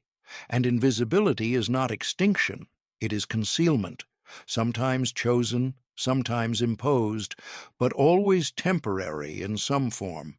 Because as long as archives remain, as long as architecture stands, as long as questions are asked, the hidden layers resurface. The rise and fall of the most powerful secret female societies is not merely a medieval story. It is a reminder that autonomy can exist quietly, that recognition can be granted and withdrawn. That narrative can narrow and widen across time, and that power, when rooted in lived competence rather than spectacle, leaves traces too deep to erase completely. The courtyard darkens. A single window glows faintly in the upper floor of one house. You imagine a woman there centuries ago, finishing a letter by candlelight. Perhaps she did not think of herself as powerful. Perhaps she simply believed in living differently. That is often how transformation begins, not with ambition for dominance, but with refusal to accept limitation as inevitable. And even when structures close in, even when stories simplify, that refusal echoes. Softly, patiently, waiting for attentive ears. The walls remain, the ink remains, the blueprint remains, and somewhere within it, the memory of autonomy continues to breathe. There is a particular way history softens women's power. It calls it devotion. It calls it charity. It calls it bravery in an emergency. It rarely calls it governance. And yet, governance is exactly what many of these societies practiced. Return for a moment to the inner workings of a thriving beguinage. Not the garden, not the chapel, the meeting room, a long wooden table, wax tablets or parchment spread before several women, a small chest containing communal funds. They discuss repairs to a roof, allocation of grain for winter, admission of a new member. Votes are taken, decisions recorded, responsibilities assigned. This is administration. It is structured, it is deliberate, and it is female-led. Now imagine how such scenes were later described, if they were described at all. Pious women living simply together. Lay sisters devoted to prayer, both true and yet incomplete, because piety was paired with management, devotion with logistics, autonomy with accountability. The power of the Beguines was not mystical alone. It was practical. That practicality is what made them formidable. Mysticism can be dismissed as emotional. Accounting cannot. Property ownership cannot. Tax exemption cannot. When the Order of the Hatchet received privileges equal to male noblemen, precedence in public ceremony, certain legal immunities, this was not symbolic fluff. It altered civic hierarchy. Imagine a public procession, clergy in vestments, noblemen in armor or formal dress, officials bearing standards, and among them women granted equal standing. No shouting, no spectacle, just placement. Placement defines rank. Rank defines perception, and perception shapes expectation. When later chroniclers reduced this to a charming anomaly, they were not simply forgetting. They were resizing. Resizing keeps stories manageable. It ensures they do not expand beyond comfortable boundaries. You begin to notice how language works. If a woman defends her city, she is brave. If a man defends his city, he embodies chivalric duty. If women organize communal property, they are cooperative. If men organize communal property, they are institutional founders, subtle shifts. But over centuries, subtle shifts accumulate into worldview. The stories of these societies were kept small so they would not stretch the imagination too far, because imagination shapes possibility, and possibility influences behavior. If girls grow up hearing that women have governed communities successfully for centuries, their expectations widen. If they hear only that women were peripheral, supportive, or exceptional in crisis, their expectations narrow. Narrative is infrastructure, just as real as walls and ledgers. You walk again through a medieval city street. A Beguine passes carrying a basket of herbs. To a casual observer, she is simply a devout woman performing daily tasks. But you now see the layers beneath her quiet presence. She may own her house. She may participate in electing her superior. She may correspond with women in other cities. She may teach literacy to girls who would otherwise remain dependent. Her power is not theatrical. It is cumulative. And cumulative power rarely fits into heroic storytelling. It does not climax. It sustains. The same is true for the women of Tortosa. Their defense of the city was not part of a long campaign for martial equality. It was immediate necessity. Yet the aftermath, the granting of knightly status, revealed a crack in rigid assumptions. That crack needed smoothing over in later retellings. Because stable hierarchy depends on clean lines. Clean lines are easier to maintain when exceptions are minimized. The quiet erasure you have traced is not only about omission from records, it is about narrative framing. Framing determines whether an event feels central or peripheral, whether it becomes a cornerstone or a curiosity. And for centuries, these female societies were framed as curiosities, not foundations. But when you examine their structure carefully, you see foundation everywhere. An urban female literacy expanded partly through their schools. Charitable healthcare networks relied heavily on their labor and organization. Economic circulation in certain cities depended on their workshops and property management. These are not side notes. They are load-bearing beams. If you remove them from the historical building, the structure looks simpler, but less accurate. Now, breathe slowly. Let the weight of that realization settle gently. The rise and fall of the most powerful secret female societies was never about hidden rituals or whispered conspiracies. It was about visible competence that did not align with expected hierarchy. And that is more unsettling than secrecy. Secrecy can be romanticized. Competence demands acknowledgement. Acknowledgement demands adjustment. Adjustment threatens comfort. So the stories were kept small. The Beguines became devout spinsters. The Order of the Hatchet became a brave local tale. The radical edges were softened, but softness does not erase substance. It only masks it. In 2026, when scholars reconstruct these histories more fully, they are not inventing power where none existed. They are rescaling it, restoring proportion, and when proportion returns, something shifts in the present. You begin to see continuity instead of anomaly, patterns instead of exceptions. You realize that women organizing outside patriarchal control is not a modern innovation. It is a recurring human response to constraint. That knowledge is calming because it shows resilience across time. As night settles once more over the imagined courtyard, you notice how steady everything feels. The walls stand. The windows glow softly. The air carries the faint scent of earth after rain. Within those walls, centuries ago, women governed themselves with discipline and care. Outside those walls, narratives would later shrink their story. But shrinking does not negate existence. It only delays recognition. And recognition, even centuries later, has a quiet power of its own. The stories they tried to keep small are widening again, not with outrage, not with spectacle, but with careful reading. And careful reading, as the Beguines knew well, is its own form of strength. For a long time you were told a simple story, that medieval women were powerless, that they lived at the mercy of fathers, husbands, and kings. That history moved around them, not through them.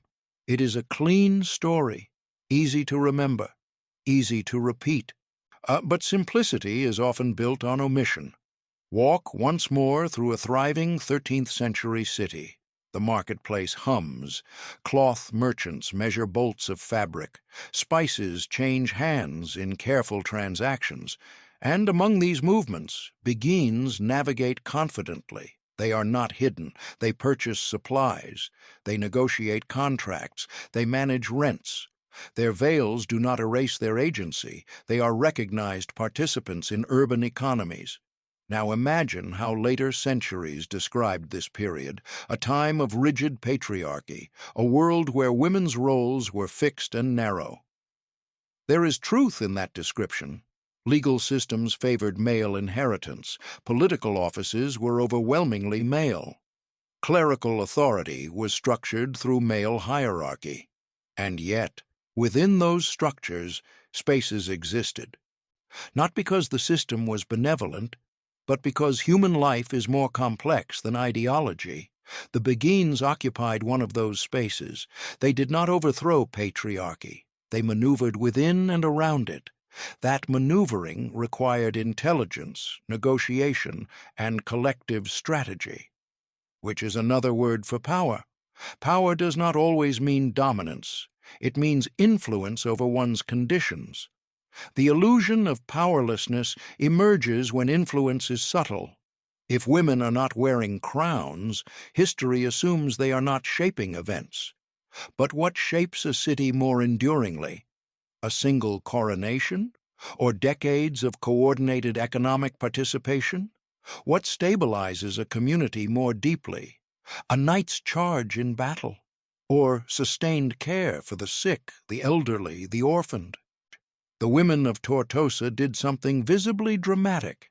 They defended their city walls. That moment pierced the illusion clearly enough to demand formal recognition, but the Beguines did something quieter and longer lasting. They built parallel stability. Parallel stability challenges the illusion more profoundly, because it reveals that dependence is not absolute. The illusion of female powerlessness served later narratives well. It justified centralized male authority as necessary and natural. If women were presumed incapable of governance, then exclusion felt reasonable. If women were presumed intellectually fragile, then theological gatekeeping felt protective. But the archival record complicates this illusion. You have seen the charters, the property deeds, the mystical treatises written in steady vernacular prose. You have walked through courtyards designed for communal decision-making. You have stood in Tortosa's shadow and felt the precedent of recognition. These are not the artifacts of powerlessness. They are the artifacts of adaptation. Adaptation is often mistaken for submission. It is not. It is strategy. The Beguines adapted to urban opportunity. They adapted to ecclesiastical scrutiny. They adapted to shifting political climates. Their survival for centuries proves competence, and competence contradicts the illusion. So the illusion required reinforcement through simplified textbooks, through literary tropes, through selective storytelling. You can feel how powerful that illusion has been. Even today, many imagine the medieval world as a monolith of male control with no fissures. But fissures existed, and through fissures, alternative systems flourished, not universally, not permanently, but significantly. Sit for a moment with a young woman in the 14th century. She stands at a crossroads. Marriage offers security, but with legal absorption into her husband's identity. A convent offers spiritual structure, but lifelong vows. A beguinage offers community without permanent surrender. That third option reshapes her sense of self. Choice reshapes identity, and identity reshapes society over time. The illusion of powerlessness depends on the absence of remembered choice. If it seems there was never an alternative, then compliance appears inevitable. But alternatives did exist. They were built by women who calculated risks and opportunities carefully, and when political consolidation reduced those alternatives, it did not erase the memory of their feasibility. Memory may dim, but it rarely vanishes entirely. Now bring your awareness gently back to the present. In 2026, conversations about decentralization, cooperative economics, and community-led governance feel contemporary, innovative. Yet the blueprint you traced earlier shows that such models are centuries old. The illusion that autonomy is modern collapses. The illusion that women historically lacked structural influence weakens, and something steadier replaces it: continuity. Women have always navigated systems creatively, sometimes within constraints, sometimes expanding them, sometimes stepping through cracks left by crisis. The rise and fall of the most powerful secret female societies is not an exception to history. It is evidence that history has always been more layered than its summaries suggest. As evening returns once more to the courtyard, you notice how calm it feels. The illusion of powerlessness dissolves not in anger, but in clarity. You understand that power is not only what is proclaimed, it is what is practiced daily, quietly, persistently. The Beguines practiced governance. The women of Tortosa practiced defense. Neither practice aligned neatly with later narratives. So the narratives adjusted, but the practices once existed, and existence leaves imprint. When you next hear someone say that women in the medieval world had no agency, you will feel the gentle correction rise within you. Not confrontational, just certain. Because you have walked through the rooms, you have seen the ledgers. You have stood beneath the walls. The illusion fades in the presence of detail, and detail, once restored, is difficult to ignore. The courtyard darkens. A candle flickers behind one window. Inside, centuries ago, a woman bends over parchment, writing carefully in her own language. She may not call herself powerful, but she is shaping her world nonetheless. And that, in the quietest sense, is power. Now that you have seen the illusion dissolve, look more closely at how disappearance is constructed. Not destruction, disappearance. It is more delicate than you might expect.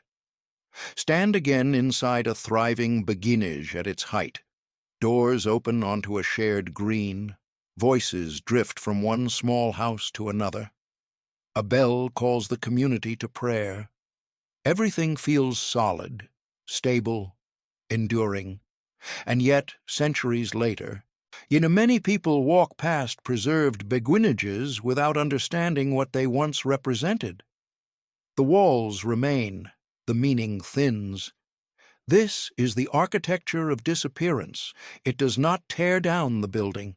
It alters the explanation. A guide might say, these were religious women who lived quietly together. True, but incomplete. Missing are the details of elected leadership, of collective property law, of economic independence deliberately structured to avoid male absorption. Remove those details and the structure appears harmless, almost decorative. Disappearance often works by subtracting context rather than erasing fact. The Order of the Hatchet experienced something similar. The original charter granted women tax exemptions and public precedence equal to male nobles. That detail alone carries weight. But when retold briefly, women once helped defend the city, the legal and political implications fade. Help is not the same as recognition. Assistance is not the same as rank. Shift the vocabulary, and power recedes. Over generations, this subtle resizing reshapes perception. Children grow up hearing softened versions. Scholars inherit simplified frameworks. Public memory smooths irregularities. Eventually, the idea that women held organized, recognized authority in medieval Europe begins to feel improbable. Improbable things are rarely searched for, and what is not searched for remains quiet. You step into a municipal archive again. This time, imagine centuries in which no one requests certain boxes. Dust gathers lightly. The ink remains legible, but untouched. Disappearance is not always violent. Sometimes it is neglect. Neglect can be as effective as censorship, because history relies on attention. What receives attention grows in importance. What does not shrinks in collective awareness. Now consider the political benefit of disappearance. If centralized authority wants to reinforce the narrative that governance, warfare, and theology have always been male domains, then historical complexity must be simplified, not falsified, simplified. Simplification is easier to defend. It avoids direct contradiction. It merely omits. The beguines' decentralized literacy networks are reframed as personal devotion. Their property ownership becomes a footnote. Their governance becomes invisible. The women of Tortosa become brave citizens, not knightly precedents. The architecture of disappearance is subtle, patient, and efficient. It requires no conspiracy, only preference. Preference for coherence. Preference for continuity, preference for a story that does not challenge the present distribution of power. And yet, even as disappearance unfolds, traces resist it. Architecture resists it. Beguinages were built intentionally inward-facing, private houses around communal centers. That design speaks even when explanation falters. Legal documents resist it. Charters recorded privileges in language that cannot be entirely softened. Mystical texts resist it. Women writing with authority leave voices that echo across centuries. Disappearance, then, is never complete. It is layered over presence, like new paint over older stone. You can still see the outline beneath if you look at the wall from the right angle. In 2026, researchers begin to peel back that paint more deliberately. Digital mapping projects reveal property concentrations owned by beguinages. Comparative studies show similarities across cities too consistent to be coincidence. The structure re-emerges, not because it was hidden in secret vaults, but because it was once deemed unremarkable. You begin to realize something gently profound. The most powerful secret female societies were not secret because they hid themselves. They were secret because later systems reduced their scale in memory. They were hiding in plain sight, not through disguise, through underestimation. Underestimation is one of the most effective tools of disappearance. If you assume something is small, you do not measure it carefully. If you assume something is peripheral, you do not center it in analysis. And if you assume something is temporary, you do not examine its long-term impact. The Beguines lasted for centuries in some regions. Centuries. That alone challenges the idea of fragility. Yet longevity was reframed as quiet devotion rather than sustained structural competence. As night falls again over the imagined courtyard, you notice how enduring the walls feel. Stone remembers weight. Courtyards remember footsteps. Even if narratives shrink, architecture stands, and architecture is evidence. The order of the hatchet's memory may have faded from broad military chronicles, but in Tortosa's civic history, fragments remained. Local memory preserved what grand narrative minimized. This pattern repeats across cultures. Local archives often hold complexity that national stories streamline. Disappearance, then, is uneven. Some places forget. Others remember quietly. Your task as you move through this story is not to imagine hidden conspiracies. It is to notice how easily scale can be altered, how quickly power can be reframed as piety, how smoothly governance can be retold as service, and how absence of emphasis can feel like absence of existence. But existence leaves residue, and residue invites rediscovery.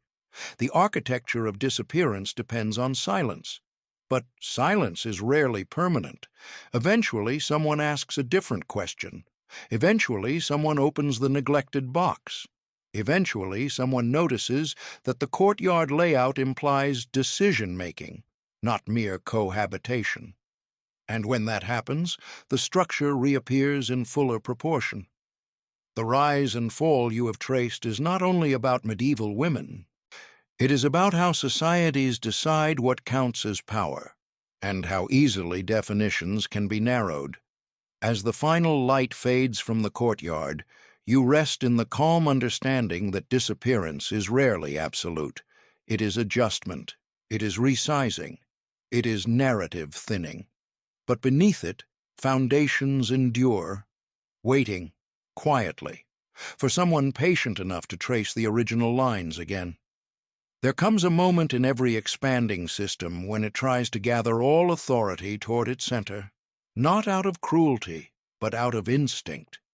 Centralization promises clarity. Clarity promises stability. Stability promises survival. You have seen this pattern before. As medieval kingdoms matured, as church doctrine sharpened, as bureaucracies thickened with ink and seal, the desire to define and contain grew stronger. The center wanted to hold everything: spiritual life, economic flow, military identity, narrative memory. But no center can truly hold everything. There are always edges, and at those edges, autonomy breathes. The Beguines lived at such an edge. They were inside cities, yet not fully inside institutional hierarchy. They were devout, yet not monastic, economically active, yet not bound to male lineage. They were close enough to matter, distant enough to unsettle. When the center strengthened, it reached outward. It clarified acceptable female religious life, convent or marriage. It clarified acceptable theological voice, ordained or supervised. It clarified property law, inherited through defined channels. Edges were trimmed, ambiguity reduced, and still some beguinages endured, because no center is perfect. Local conditions vary. Personal alliances soften enforcement. Economic usefulness grants temporary tolerance. The center cannot see every courtyard at once, nor can it monitor every conversation held beneath candlelight. The order of the hatchet reveals a similar tension. In the aftermath of crisis, the center acknowledged women as defenders. But as stability returned, military identity was drawn back toward male exclusivity. The center reclaimed narrative coherence, because coherence strengthens legitimacy. If chivalry belongs to men, then governance, inheritance, and protection remain symbolically aligned. The brief expansion of recognition was folded inward again. This folding is gentle, almost imperceptible, but its effect is lasting. You stand now in a great cathedral. Stone arches rise overhead. A light filters through stained glass. The architecture itself speaks of order and hierarchy. Everything directs the eye upward toward a single focal point. This is the center made visible. And yet, beyond cathedral walls, in smaller chapels and communal houses, alternative forms once flourished. The center could not hold everything, but it tried to define everything. Definition narrows imagination. If something cannot be named within official categories, it becomes suspect or invisible. The Beguines existed in a space that resisted easy naming. They were not nuns. They were not laywomen in the ordinary sense. They were something between. And between is uncomfortable for centralized systems, because between resists containment. You begin to understand that their rise was possible precisely because the center was once less rigid. In the 12th and 13th centuries, Europe was a mosaic of powers, local lords, growing towns, evolving spiritual movements. Authority overlapped. Ambiguity created room. But as monarchies solidified and church hierarchies tightened, overlap diminished. Room contracted. The center did not need to persecute every edge. It only needed to standardize enough that edges felt unsustainable. That is how many beguinages slowly changed, not crushed, adjusted. Their internal elections influenced by external clergy, their finances reviewed more closely, their theological language softened, the edges blurred into the center. Some would call this progress, others would call it loss. You sit again in the preserved courtyard in the present day. Tourists pass quietly. A guide explains that these were religious communities for unmarried women. True, but incomplete. The center's language still shapes the summary. Yet you now see what the summary leaves out. You see governance in the arrangement of houses. You see economic agency in the recorded rents. You see intellectual authority in preserved manuscripts. The center could not hold everything, but it could redefine enough that the edges appeared smaller. This pattern continues across centuries.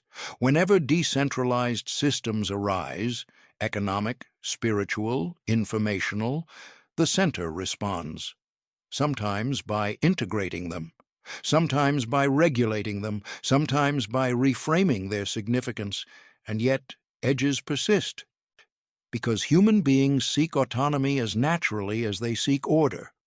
Too much fragmentation breeds instability. Too much centralization breeds suffocation. History moves between these poles. The rise of the most powerful secret female societies occurred during expansion, when edges had space. Their fall coincided with consolidation, when the center tightened. But tightening is never permanent. Over time, new edges form. New ambiguities appear. New courtyards emerge within new cities. As evening deepens, you notice how calm this rhythm feels. Expansion, consolidation, expansion again. The Beguines were not an anomaly in this rhythm. They were an expression of it. So were the women of Tortosa. They stepped into a gap created by crisis. They were recognized briefly, then folded back into narrative simplicity. But their existence proves that the center cannot anticipate every edge, nor can it permanently erase every deviation. Somewhere, always, communities form that do not fit perfectly. Somewhere, always, individuals interpret authority differently. And sometimes those differences become structured, sustained, and influential. Until the center notices, until adjustment begins. As you rest in the quiet of the courtyard, you feel no anger, only clarity. The story is not one of villains and victims, it is one of tension between order and autonomy, between the need for coherence and the desire for self-direction. The Beguines and the Order of the Hatchet remind you that when the center cannot hold everything, something new grows at the margins. And even when the margins are trimmed, seeds remain. Now let the centuries close gently behind you. Stone walls dissolve into glass towers.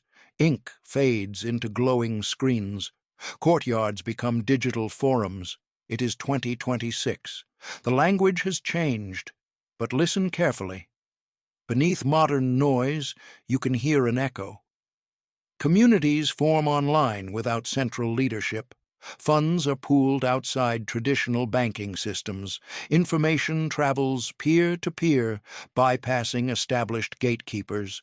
Words like decentralized, distributed, and autonomous fill conversations. They sound new, but they are not. You have walked through their earlier forms. The Beguines created distributed governance long before the term existed. Each Beguinage operated locally, yet shared patterns with others. No single headquarters directed them. No universal charter defined them. They were connected by similarity, not command. That structure is familiar now. Resilience through dispersion. If one community faced pressure, others continued. The Order of the Hatchet, though more localized, revealed something equally resonant. Authority can shift under crisis. When existing systems falter, those previously excluded may step forward. Recognition follows necessity, but recognition is often temporary. Today you see similar rhythms. Moments of crisis open doors for new actors. Emergencies allow flexibility. Then, as stability returns, institutions often reclaim their central position. The pattern is steady. What changes is technology. What remains is human instinct. You sit in a modern apartment at night. A soft lamp glows beside you. On your screen, and conversations unfold across continents. Women organizing cooperatives, building independent media networks, launching community-supported initiatives. No stone walls surround them. Yet the structure feels familiar. Shared purpose, collective governance, economic collaboration. It is tempting to believe that history moves in straight lines, forward, always improving. But the story you have traced feels more circular. Ideas rise. They are constrained. They reappear in altered form. The Beguines did not vanish because autonomy was flawed. They faded because consolidation narrowed acceptable forms. Today, decentralization rises again in new domains. Financial systems experiment with distributed ledgers. Educational models explore peer learning outside institutional walls. Communities question centralized authority.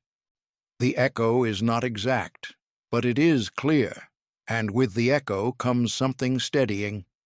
The knowledge that alternatives have always existed. You no longer see autonomy as fragile novelty. You see it as recurring human architecture. The rise and fall of the most powerful secret female societies becomes less an isolated medieval tale and more a chapter in a longer rhythm. You imagine a beguine sitting at her wooden desk, copying a letter that will travel to another city. You imagine a modern organizer drafting a message that will travel instantly across oceans. Different speeds, same impulse, connection without singular control. Now consider the emotional texture of this realization. It is not triumphant. It is not defiant. It is calm. Because when you recognize pattern, you feel less surprised by repetition. You understand that consolidation will follow expansion, that edges will be trimmed again, that autonomy will face scrutiny, and yet it will return, because human beings seek both belonging and self-direction. The Beguines balanced those impulses through intentional community. The women of Tortosa balanced them through collective defense. Modern communities balance them through networks of shared interest and mutual support. Different materials, same design principles. You step once more into the preserved courtyard in your imagination. Night has settled fully. The houses are dark now. But you sense presence, not ghosts in a dramatic sense, more like continuity. The quiet awareness that this space once held an experiment in living differently. And that experiment succeeded long enough to matter. That is the key. It mattered, not because it overthrew empires, but because it functioned. Functionality is persuasive. It lingers in memory. It invites repetition. The echo beneath modern noise is not a call to rebellion. It is a reminder of possibility. When centralized systems claim inevitability, history whispers alternatives. When narratives insist that certain groups have always been peripheral, archives reveal complexity. When autonomy seems risky, the past shows examples of its endurance. You breathe slowly in the imagined night air. The rhythm of the story has slowed. Rise, containment, rediscovery, echo, and you realize something gently reassuring. The most powerful secret female societies were never powerful because they dominated others. They were powerful because they organized themselves. Self-organization is enduring. It does not depend on permission. It depends on cooperation. And cooperation, once learned, is rarely forgotten. The echo continues, soft, persistent. Beneath modern noise, beneath digital acceleration, beneath shifting headlines. It reminds you that power can be quiet, that autonomy can be structured, that disappearance is often temporary, and that somewhere, even now, new courtyards are forming, perhaps not of stone, but of shared intention, waiting, as they once did before. There is something deeply steady about proof, not loud proof, not spectacle, but lived proof. The Beguines proved something. The women of Tortosa proved something. And once a thing is proven, even if later minimized, it cannot be entirely undone. Return quietly to first principles. The Beguines proved that women could own and manage property collectively, sustain long-term economic stability, govern internal affairs without male oversight, engage in complex theological reflection, build intercity networks of influence. Not for a year, for generations.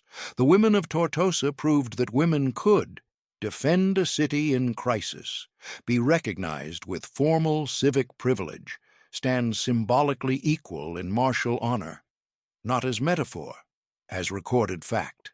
That proof carries weight, even if buried, even if reframed, even if reduced to footnotes, because proof alters the boundaries of what is imaginable. Before proof, something feels theoretical. After proof, it becomes historical precedent, and precedent is powerful. It lingers in law, even if quietly.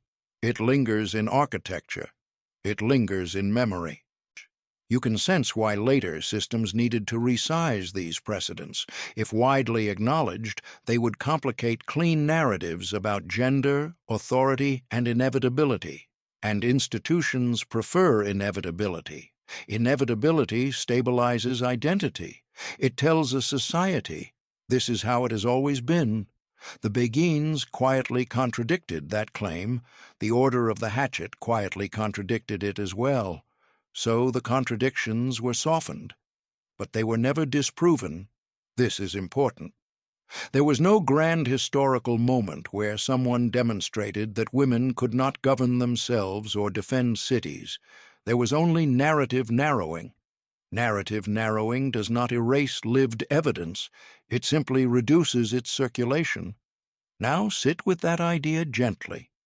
Lived evidence. Imagine the daily routines inside a beguinage. Budgets calculated, disputes mediated, new members interviewed and accepted. These are skills. Skills practiced repeatedly over centuries do not disappear from human capability. They may move to different contexts. They may be renamed. But the capacity remains.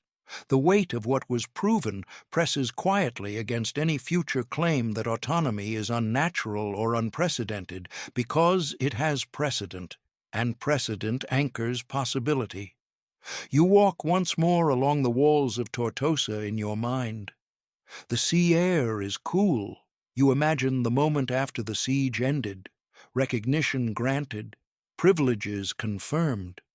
That document, sealed and stored, carried legal force. Even if later generations downplayed its significance, it existed. It entered civic structure. It proved elasticity in hierarchy.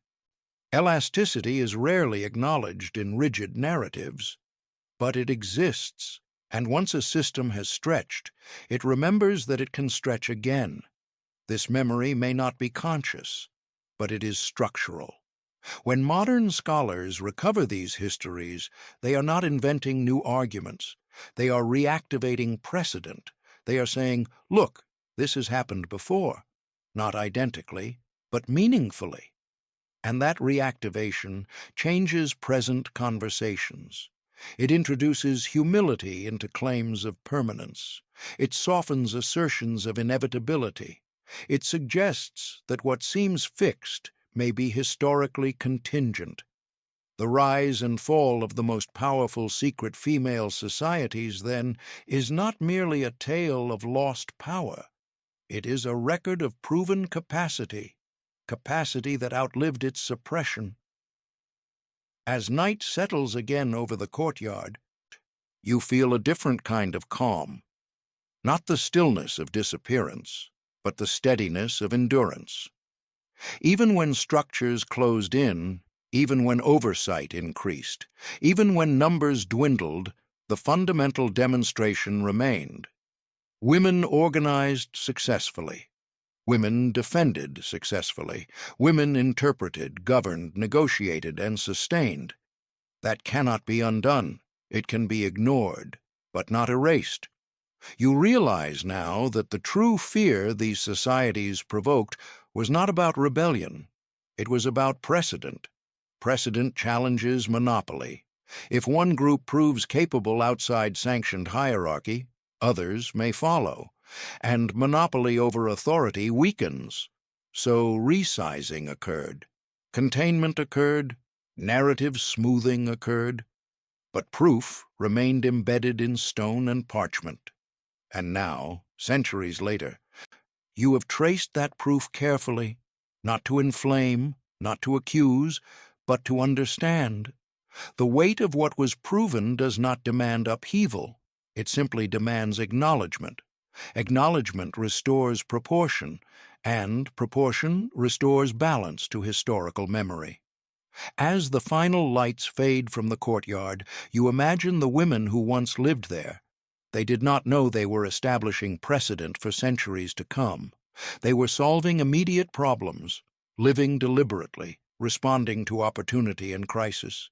Yet in doing so, they widened the boundaries of the possible, and once widened, boundaries rarely return to their original narrowness entirely.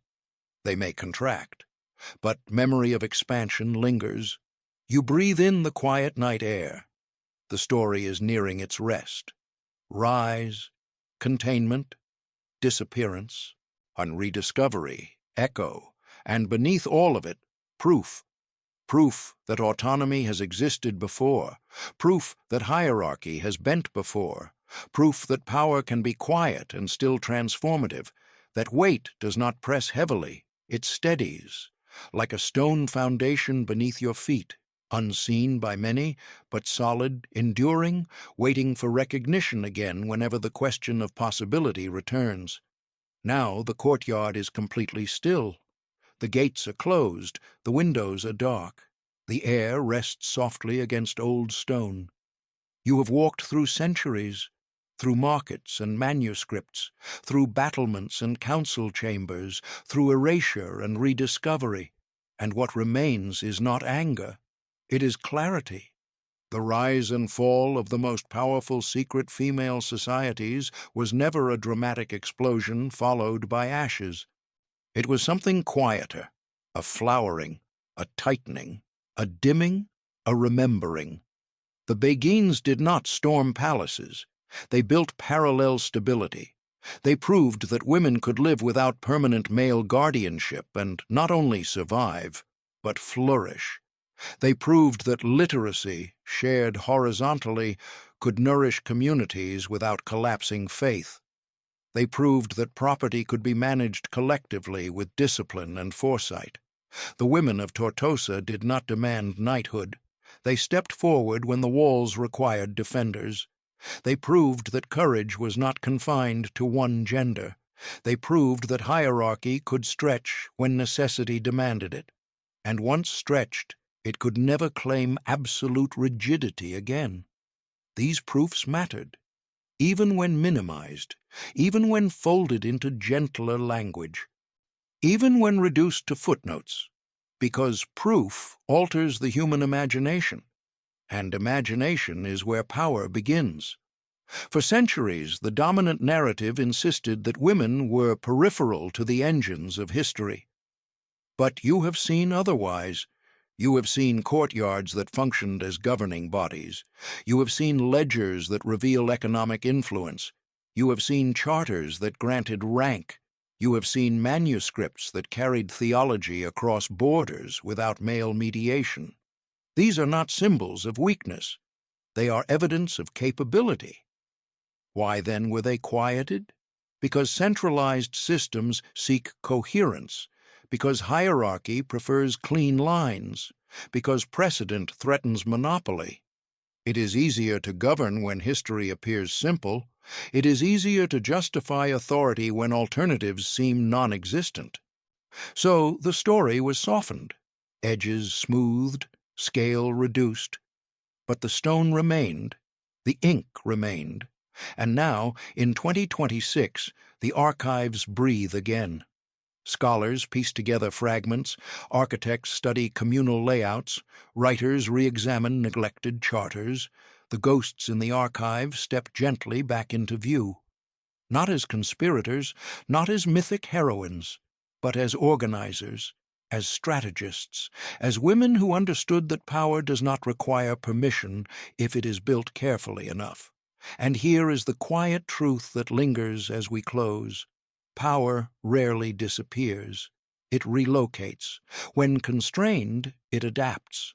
When erased from narrative, it survives in structure. When silenced publicly, it continues privately. The Beguine's blueprint reappears wherever communities choose cooperation over domination. The spirit of the Order of the Hatchet reappears wherever crisis reveals unexpected defenders. These are not relics. They are rhythms. You sit one last time on the stone bench in the courtyard. Imagine dawn beginning to gather at the horizon. Light touches the upper edges of the walls first, then the garden, then the doorways. The space does not look revolutionary, it looks peaceful. That is the final paradox. The most powerful secret female societies were powerful not because they sought to conquer, but because they sought to live deliberately, to govern their own time, to steward their own resources, to interpret their own faith, to defend their own homes. They did not need spectacle. They needed structure, and structure, once built, can outlast suppression. So when you leave this courtyard in your mind, and you do not leave with outrage, you leave with awareness. Awareness that history is layered. Awareness that absence in textbooks does not equal absence in reality. Awareness that autonomy has deeper roots than many have been told. And perhaps most quietly of all, awareness that power is not always loud. Sometimes it is a woman balancing accounts by candlelight. Sometimes it is a group of neighbors choosing not to surrender a wall.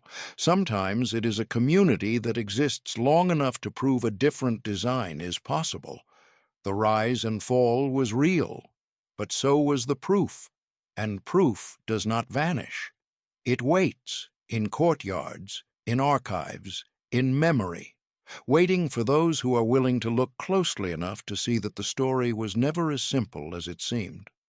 The gates remain, the walls stand, the blueprint endures. And somewhere, even now, autonomy breathes again, quietly, steadily, just beyond the center's line of sight.